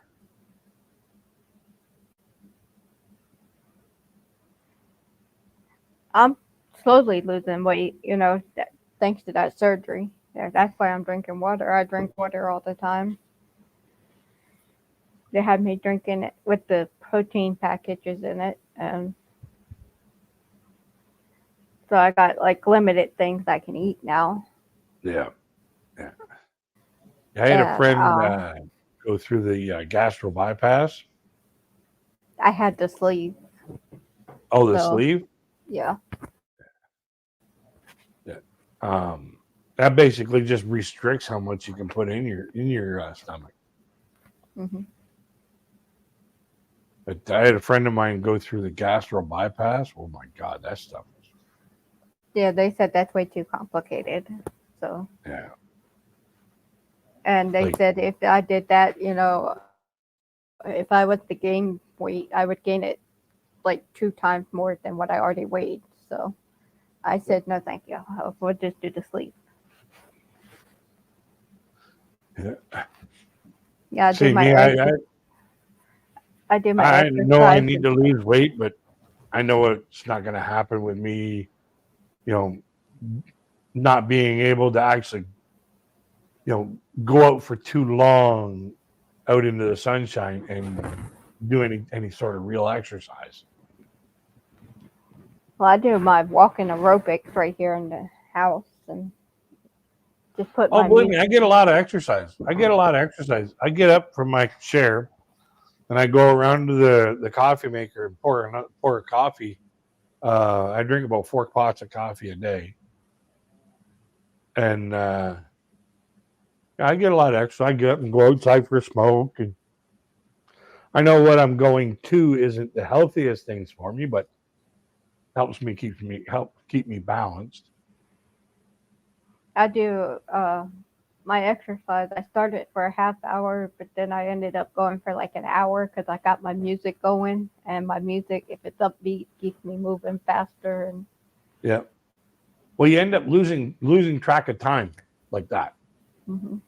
When you got music going, when I was saying, things that inspire you, motivate you, music can make you lose track of time like that.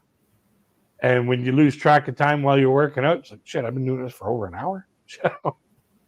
Yeah, I was shocked when You're the first time I did that. I looked at the clock and was like, "Whoa, wait a minute!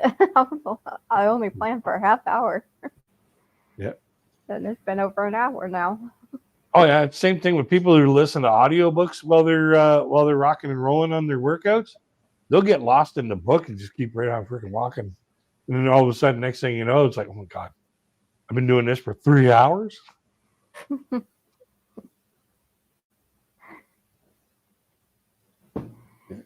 I just Especially hope that when my book starts selling. Shit. especially when I'm listening to any song by Toby Keith or any, like I said, anything upbeat, and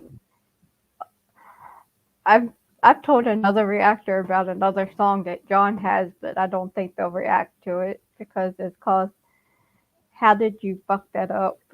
That's actually the title of the song. Oh yeah, Yeah. I'll have to take a look at Hmm. it. Like I'll be definitely going to his channel and saying, "Hey, show me some shit here, bud." But yeah, I just hope that my books will start freaking flying off the shelf soon. Because I really could use a happy time.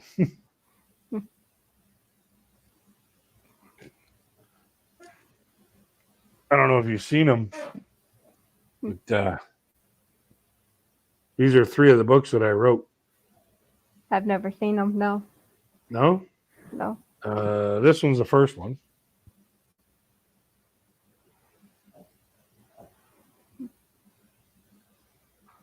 Chronicles of David Robinson, Birth of a Journey. This one's the second one. Bumps Along the Way.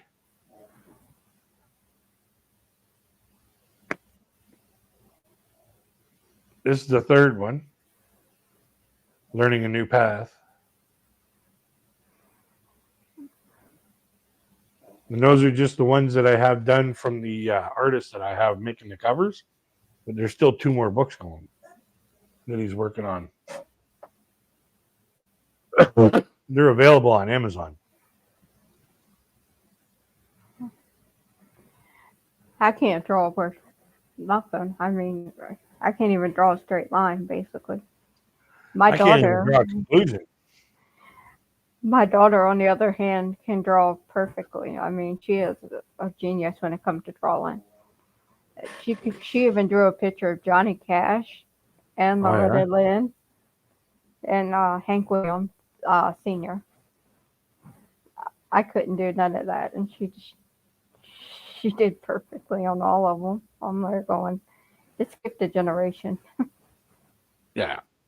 Yeah. I used to draw a lot when I was in school, but I took art class every year. And after I got done school, it was like I got a job. It was one time at North American Plastics before they pulled it up, and I used to draw all over their the work area. We'd put down brand new cardboard, and it would get parts put on it and freaking get all ripped up and shit like that. But I just grab a pen or a magic marker or a pencil or something like that, and I in between parts, after I got done trimming the parts up, I'd sit there and draw a little bit, and draw a little bit and draw a little bit, and by the end of the day, I got this like Tasmanian devil looking really good, doing some stuff with a little caption on it, whatever I was thinking that day. And then after they told me I got to quit doing that or I could lose my job, I basically put the pencil down and I never drew too much more after that. And for me to sit there and draw anything nowadays, no. Yeah, she drew me Bugs Bunny, Tweety Bird. I've got several of her photos on my Facebook that she drew. She drew the American eagle, Yeah. the American flag. She drew a lot of stuff. I mean, she's quite the artist. Yeah. She took a couple of Robin Williams characters and combined them. Did the same thing with Johnny Depp. So basically, Mrs. Doubtfire and Peter Pan. Pretty much. She's quite, like I said, she's quite talented with what she does. Like I said, skipped over me completely. My son, on the other hand, I don't think he's much into drawing. He's more into NASCAR. Yeah, NASCAR's my Achilles heel. I like, and it's not the wrecks or anything like that I like. I like the technical aspect of it. Why the car handles so well. I used to watch NASCAR until my favorite driver wasn't there anymore. Let me guess, Jeff Gordon? No. Dale Wait, Jr.? Senior. Senior? Yeah, I was out delivering pizza when he died. I was watching it with my dad. That was a hard one to watch. Yep. Yeah, I bet it was. Like I got done working at the pizza shop, and then I went home, and then I got a phone call, and my mom's like, "Yeah, Dale Earnhardt Sr. passed away." And I was like, "Well, wasn't he just in the race?" She goes, "Yeah, he died in the car." I was like, "No." So I flipped it on the TV, and they were talking about it and talking about it and talking about it. I was like, "Damn." Yeah, I got the number 3 tattooed all around my ankle in honor of him. I don't have any tattoos. I thought about getting a tattoo, but the only tattoo that I really considered getting, only one other person on the planet could ever wear it. And basically what it would be is my mom and dad's family crest in a family crest with my dad's mom and dad's family crest. Basically genealogy. Mm-hmm. So the only other person on the planet that could wear that exact same tattoo would be my brother. I got one on this shoulder of Shawn Michaels logo from the WWE. This is HBK. And on this one is the Hardy Boys from the WWE. Yeah. Back when they were together, I should say. You know. I want to they get had a one. falling out there. Was it during a title match or something like that? I think so. Yeah. We haven't watched in a while. It's been quite a while since we watched wrestling now. It's been before they went to WWE since I've been watching.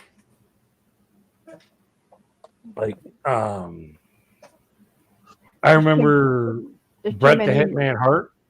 Too many new faces on there now for us to even keep up with it. Oh yeah. Like I remember Bret the Hitman Hart. I remember Jake the Snake Roberts, the British Bulldog, Ric Flair. Yeah, Ric Flair. Well, Ric Flair was pretty much right at the end of where I stopped watching it. We got an autographed photo of him hanging right up on my wall. Oh yeah. I don't know if I can move this, and you could see it right there. Oh yeah. But yeah, I got to the point where I was like, there's other things I could be doing than sitting here on my butt watching this on a Saturday. So I went out and started working. I remember the whole thing with Chris Benoit. Yeah, that was after my time. Him and the fact that he killed his family. Yeah, he lost his shit, killed his family, and then he killed himself. Yep. Yeah, that's what steroids will do to you. That's why they say anabolic steroids are very bad for you.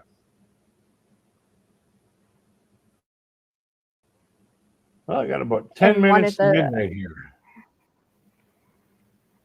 And one of the songs Tom McDonald does, he does a diss track against Mac Legal. And in the third one, he does, in the third song, I should say, he says, "You're going to need a whole family of coffins when you're Chris Benoit, your whole family." Yeah. I'm like, wow. I watch it like, I don't know how many reactors just to see if they catch that line or not. Because most of the time it goes right over their heads.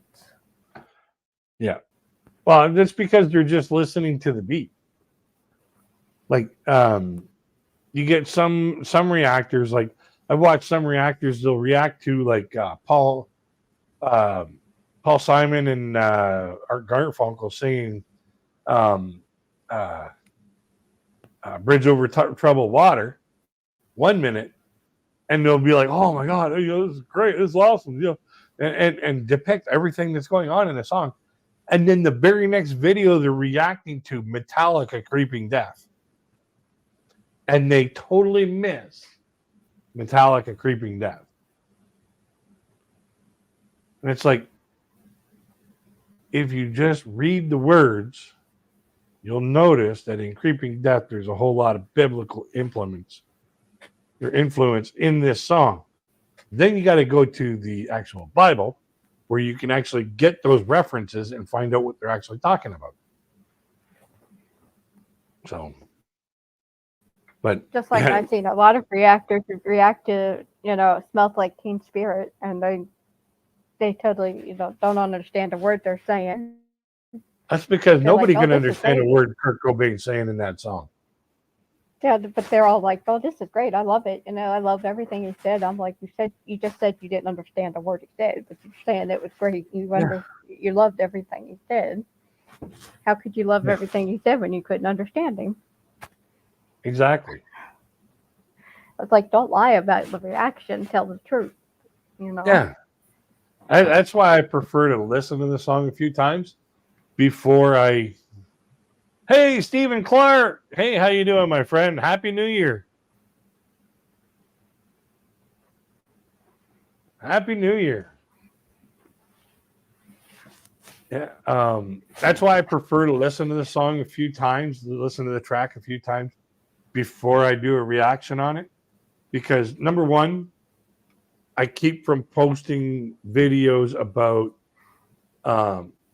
people being basically douchebags to each other. Mhm. with racism and my channel. I wanted to be more of a reaction and promotion. So this way here, I don't want to be reacting to something I don't like, because I will not promote something I don't like. Plain and simple. If I don't like something, I ain't promoting it. Just like I said to one pizza place here in the city I live in. He asked me if I wanted a job, and I was like, well, I'm looking for a second job. And he goes, well, I need a delivery guy. So I ordered a pizza. I went back the next day. I said, I can't deliver your pizza for you. He's like, why not? I said, because I don't like it. I'm not going to deliver something to somebody that I'm not going to eat myself. So the answer is no. Have you ever reacted to any Jeff Dunham? No. I'm going to try and stay away from stand-up comedy. If they do a song, I'll do a reaction to it. But if they don't do a song, then, I'm going to stay away from the stand-up comedy, because as a stand-up comic myself, it's really super hard to show the thought process behind the performance. Okay.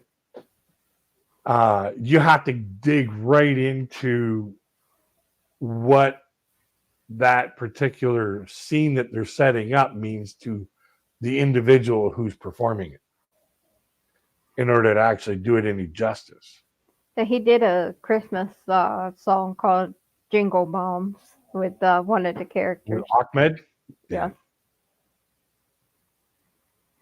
I've watched it on Comedy Central. Never again. Yeah, something like Comedy that would Central be butchered it. something like that would be too sketchy.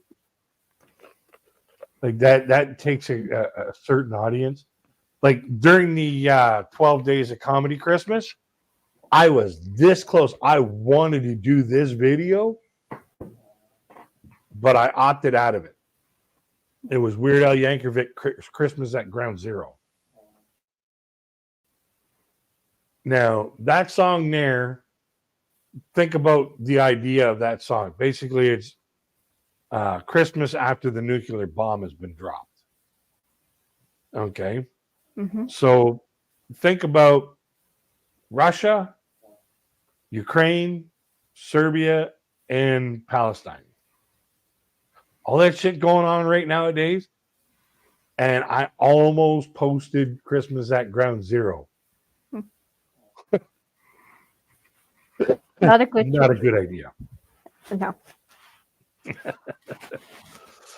And another one that I was looking at doing was Weird Al Yankovic and The Night Santa Went Berserk. Or The Night Santa Went Crazy. Yeah, it was a little touch and go there. That was a little, that would have been a little risque too. I was like, nah, I think I'll step back from this, put in a couple different ones. That's when I put in that walking around with women's underwear and On the Throne Again. So. Yeah, I like a lot of Cletus T. Judd songs that he does. I mean, like I when said, I first heard Cletus T. Judd, I was like, damn, this guy's funny. This guy's really funny. like I said, in one of the Shania ones he does, at the end of it, David Ball makes an appearance and says at least he's not picking on me this time. Yep. It was another one of his songs there. Did I Shave My Back for This? And he's got I Love NASCAR. Yep. Yeah. There was another one that I was thinking of earlier. Did I shave my back for this? Every light in the house is blown. Every light in the house is blown. Trace Atkins makes an appearance in that video. Yep. Well, he does that a lot. He does that a lot. Whenever he does a video, he likes to have not only he did the same thing as Weird Al Yankovic. he didn't have to, but he did anyways. He asked permission to use the song in a parody. And not only did he ask to use the song in a parody, he asked if he could either use the likeness of the original artist or have them appear in his video.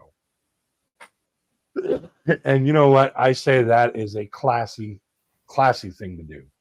Because I know he's done several Tobys. Yep. And I'm still trying to think of another song that he did. he did Double D Cup. Yeah. Based off of Toby's Red Solo Cup.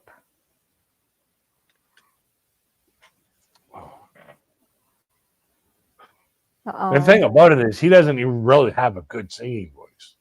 No, and then He's just got that redneck attitude, redneck voice, and it just kind of works with the parodies of the country music songs. He did one that was a parody of Riding with Private Malone.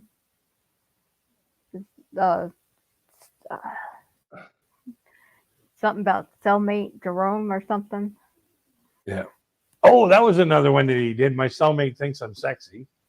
Mm-hmm. And Goodbye Squirrel. Yeah. Yeah, he had a lot of good ones that he did. Yeah.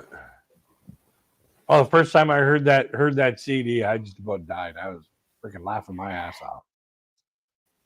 Just like with this one I used to have was Alvin and the Chipmunks doing, country songs, and they did Aaron Tippin's Ain't Nothing Wrong with the Radio, and they had the one that's always been the smart chipmunk, and he would change ain't to isn't, and Aaron Tippin's on there and says, "Sing the song the way I wrote it, pal." Getting all frustrated with him and everything. Well, we hit the midnight mark. It is now 2024. Happy New Year, everybody. Happy New Year. Hope it's a better year than last year. Well, last year's already gone, so it's got to be a better year. Yeah, it depends on who gets in, when the election comes. You know what? Ben E. King said it the best back in the 1960s on stage at a comedy club. He said, "Doesn't matter who wins, we lose." Think about every time you've ever voted. Actually, I've never think voted. about that statement. It's the most true statement you'll ever hear. No matter who wins, we lose. That's the truth, but I've actually never voted. I don't drive, I don't work. So I said, the only thing I do is get disability, so. Yeah, I've voted every year that it come around, and we have a saying in our neck of the woods. You don't vote, you can't bitch. That's what's good. That's what we say here. You ain't gonna bother voting. You should not bother bitching. Protect your right to bitch. Go and vote.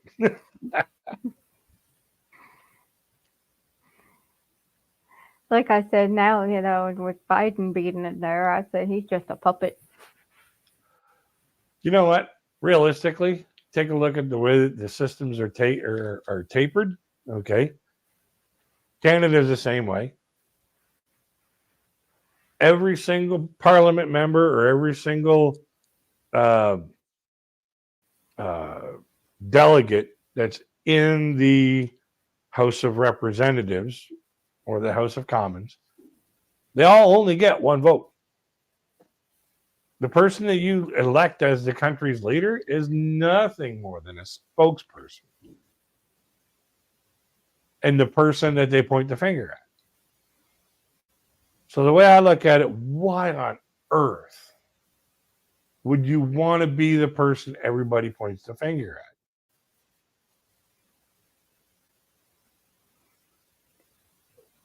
I've never seen why, but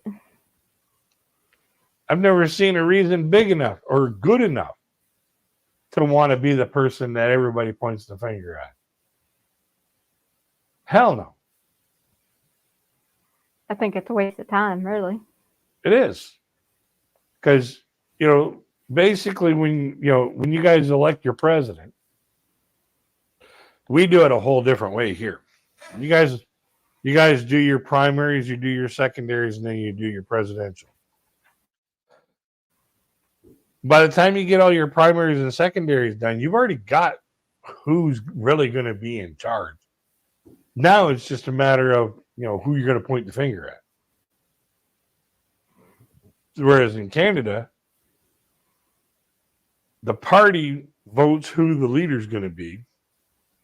We vote which one of those party members or which party we want to be in power. So, and we always try, I know I always try to put a little bit of balance and keep it from being a majority government. You don't want a majority government, ever. Even though majority governments get things done, but they get things done for one side. If you have the conservatives, they don't do shit. They just sit back, save money, and try to pay off the debt. You get the liberals. Well, they're going to spend every cent plus, 20 billion% on every cent. And then if you get like the Greenpeace, they're just going to waste all the money in the ozone.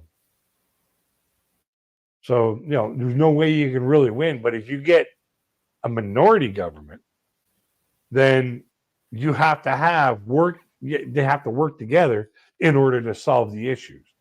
And you get a better outcome by a minority government than you do out of a majority government. That's why I see no purpose in voting. I mean, I don't care about it. It's just a waste of my time. Yeah, I mean, I do get a Social Security check, but that's because of my disability. And yeah, I get a disability check too. But sometimes I want the liberals in, so I get a raise, and other times I want the conservatives in because the liberals are just spending way too much fucking money. But I'm thankful I get that check, because if not, I wouldn't be able to afford one of my medications. I mean, it's over $1,000 just. So that's why I'm thankful for my insurance. I'm like, thank God. Yeah. Because you see, me, I don't even get $1,000 a month to live off of. I've had disability since I was a baby, basically, because my parents got me on it as soon as they found out I had epilepsy. So yeah. I've been on it since I was 11 months old. I don't even get $1,000 a month to live on. I have to live on less than $1,000 a month. I have to live on less than $900 a month. And in the times that we have today, where everything is just shot through the roof because of the pandemic and the stupid trucker strike that the government did it themselves. And now they're fucking taking it out on everybody else. Like, great. Yeah, Greg stood behind it, the trucker strike. He posted a lot about that, and because of BJ and the Bear, and he was supporting. Oh yeah, but the thing about it is like the government was trying to make on Canada's side, the government was trying to make mandates that the truckers had to have their immunizations, otherwise they were going to lose their driver's license or lose their trucking license. Well, that would be to go across the border. If you're going to be going across the border, in a common sense situation, you should be immunized to keep from bringing it back over here, or even bringing it over there, because you can carry it and not even know it. So rather than being a carrier, immunize yourself so that you can go back and forth across the borders. That makes sense. But he just blanketed it. Like the Canadian government just blanketed it, saying, if you're a truck driver, you have to have it, otherwise you lose your job. Well, that's what caused most of the upheaval. And then the truckers stopped. So now all of a sudden they got all this food spoiling on the trucks. And they ended up burning, what was it? Like 2 million pounds of food. Because it got stalled. And then after that, they thought there was a virus in some of the chickens. So they decided, okay, we're just going to slaughter all the chickens and just burn them. So they went to certain chicken slaughterhouses and just burnt everything that they had done. It was like, and then the price of chicken went up. And then they did the same thing to beef. And the price of beef went up. They did the same thing with pork. Pork went up. Like, the government's causing all this freaking all these problems. And they're going like, well, why are you guys bitching about the price of food going up? That's because the price of food's going up, but our paychecks aren't. Everything was getting too expensive, Yeah. You couldn't afford hardly anything. I mean, the way and that wasn't it. Here in the province I live in, the provincial government decided, okay, we're just going to let the landlords make whatever rent they want to make. We're not going to put a cap on the rent for how much they can charge. So what they were doing is they were getting people to move in, pissing them off after a couple of months, getting them to move out, and then doubling the rent, and then wash, rinse, and repeat until they start getting $2,000 and $3,000 a month out of an apartment that not even a year earlier, they were only getting $450, $500. And then they were wondering why the sudden cost of housing went through the roof. My daughter trying to find a place for her, of her own, and she's like, these prices are ridiculous. I said, I know. Yeah. I said, just you got to blame the government. I said, that's all you can do. I said, they raised the prices so high. Yep. I said, and then our government said, hey, Red Door Woman, our government said, you know what? We're not going to allow anybody to price gouge. That's exactly what they ended up letting them do. Price gouges. Happy birthday. Happy New Year, Red Door Woman. Like the price of gas here went like sky high. And it's $1.34, $1.40, like between $1.34 and $1.44 Canadian per liter, which is 4.2 gallons. It's starting to go back down now. I said that's because the election's coming up. Yep, they want to get elected back in. I said, but God help us if that puppet gets elected back in, because he doesn't need to be there. Yeah. He's too what's the old price to of be gas in your neighborhood? $2 something, I think. Yeah. Oh no, I haven't been out lately because my husband's been working every single day. Yeah. Because he works at an arcade, and the kids are out of school right now, so he's been working open until close, and coming home and pretty much just eating, taking a bath, going straight to bed, and up again the next morning. Same thing. Okay, imagine this. Okay, the American dollar is 30% better than Canadian dollar. Okay, So your dollar is, or we only have 70 cents to spend in your country where you have $1 to spend here, or you have $1 to spend in your country. Okay. So we're already at a disadvantage. You guys sell gas by the gallon. We sell gas by the liter, which is 4.2 gallons in a liter. Okay. You guys sell your gas at $2 and even, let's say, $3 a gallon. And there's 4.3 or 4.3 liters to a gallon. Okay. So we're selling it by the liter. You're selling it by the gallon. It's 4.3 liters to a gallon. We're 70 cents on your dollar, and our liter of gas is $1.44. So that's almost $6 fucking a gallon when you actually do the math out. And then we get people from Detroit flocking over to Windsor, just literally across the border going, oh, this is cheap gas. It's like, yeah, you want to spend that much money on your fuel tank, go for it. We got people going otherwise, going over to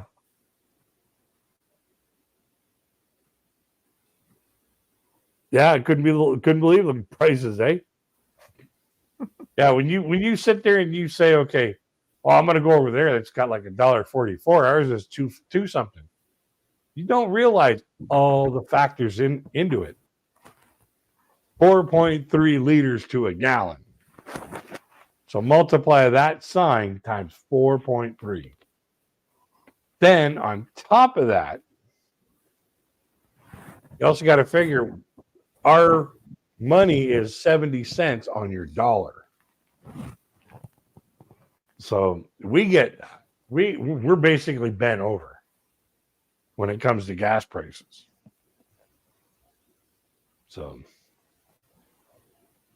I think I'm going to shut this down. It's past the New Year's Eve or past the New Year. We're already into 2024. Congratulations, everybody. Well, Happy New Year. But thank you for coming on board, Nicole. I really appreciate that. And until we get to, you got any final thoughts? No, I've got a friend that asked me what your page was because she can't wait to see your John Snyder reaction as well. Oh. Yeah, She just ship her the link. I told her, and she's already found you, and she said Cool. she can't wait to see it because she loves that song too. Yeah, tell her to check out some of my other stuff. You know, I really appreciate the views. Her favorite singer's Tommy Johansson and Pentatonic stuff like that. It's her favorite. Oh yeah. Yeah. Well, if she likes Pentatonic, then she'd like Fourth Impact. If she likes the harmonies of Pentatonics, then she'd love Fourth Impact. Fourth Impact's got some monster harmonies. But yeah, you got any closing statements? Anything you want to wish everybody? Happy New Year to everybody, and see you guys soon. Hope play more Jackbox. You know, if we get more people in. Yeah, we get more people, and you know, we'll definitely pull that out of the woodwork. But that one person, when they just sat there and did nothing. There should be a way you can block them. I've seen people block them before. They're just gonna do stuff like that. Yeah, I just bought the game like just before Christmas, so I don't know shit about it. All I know is it's fun to play. But I play it all the time on this other streamer's stream. His name is Nick the Reactor. Oh, okay. That's where I learned to play it at.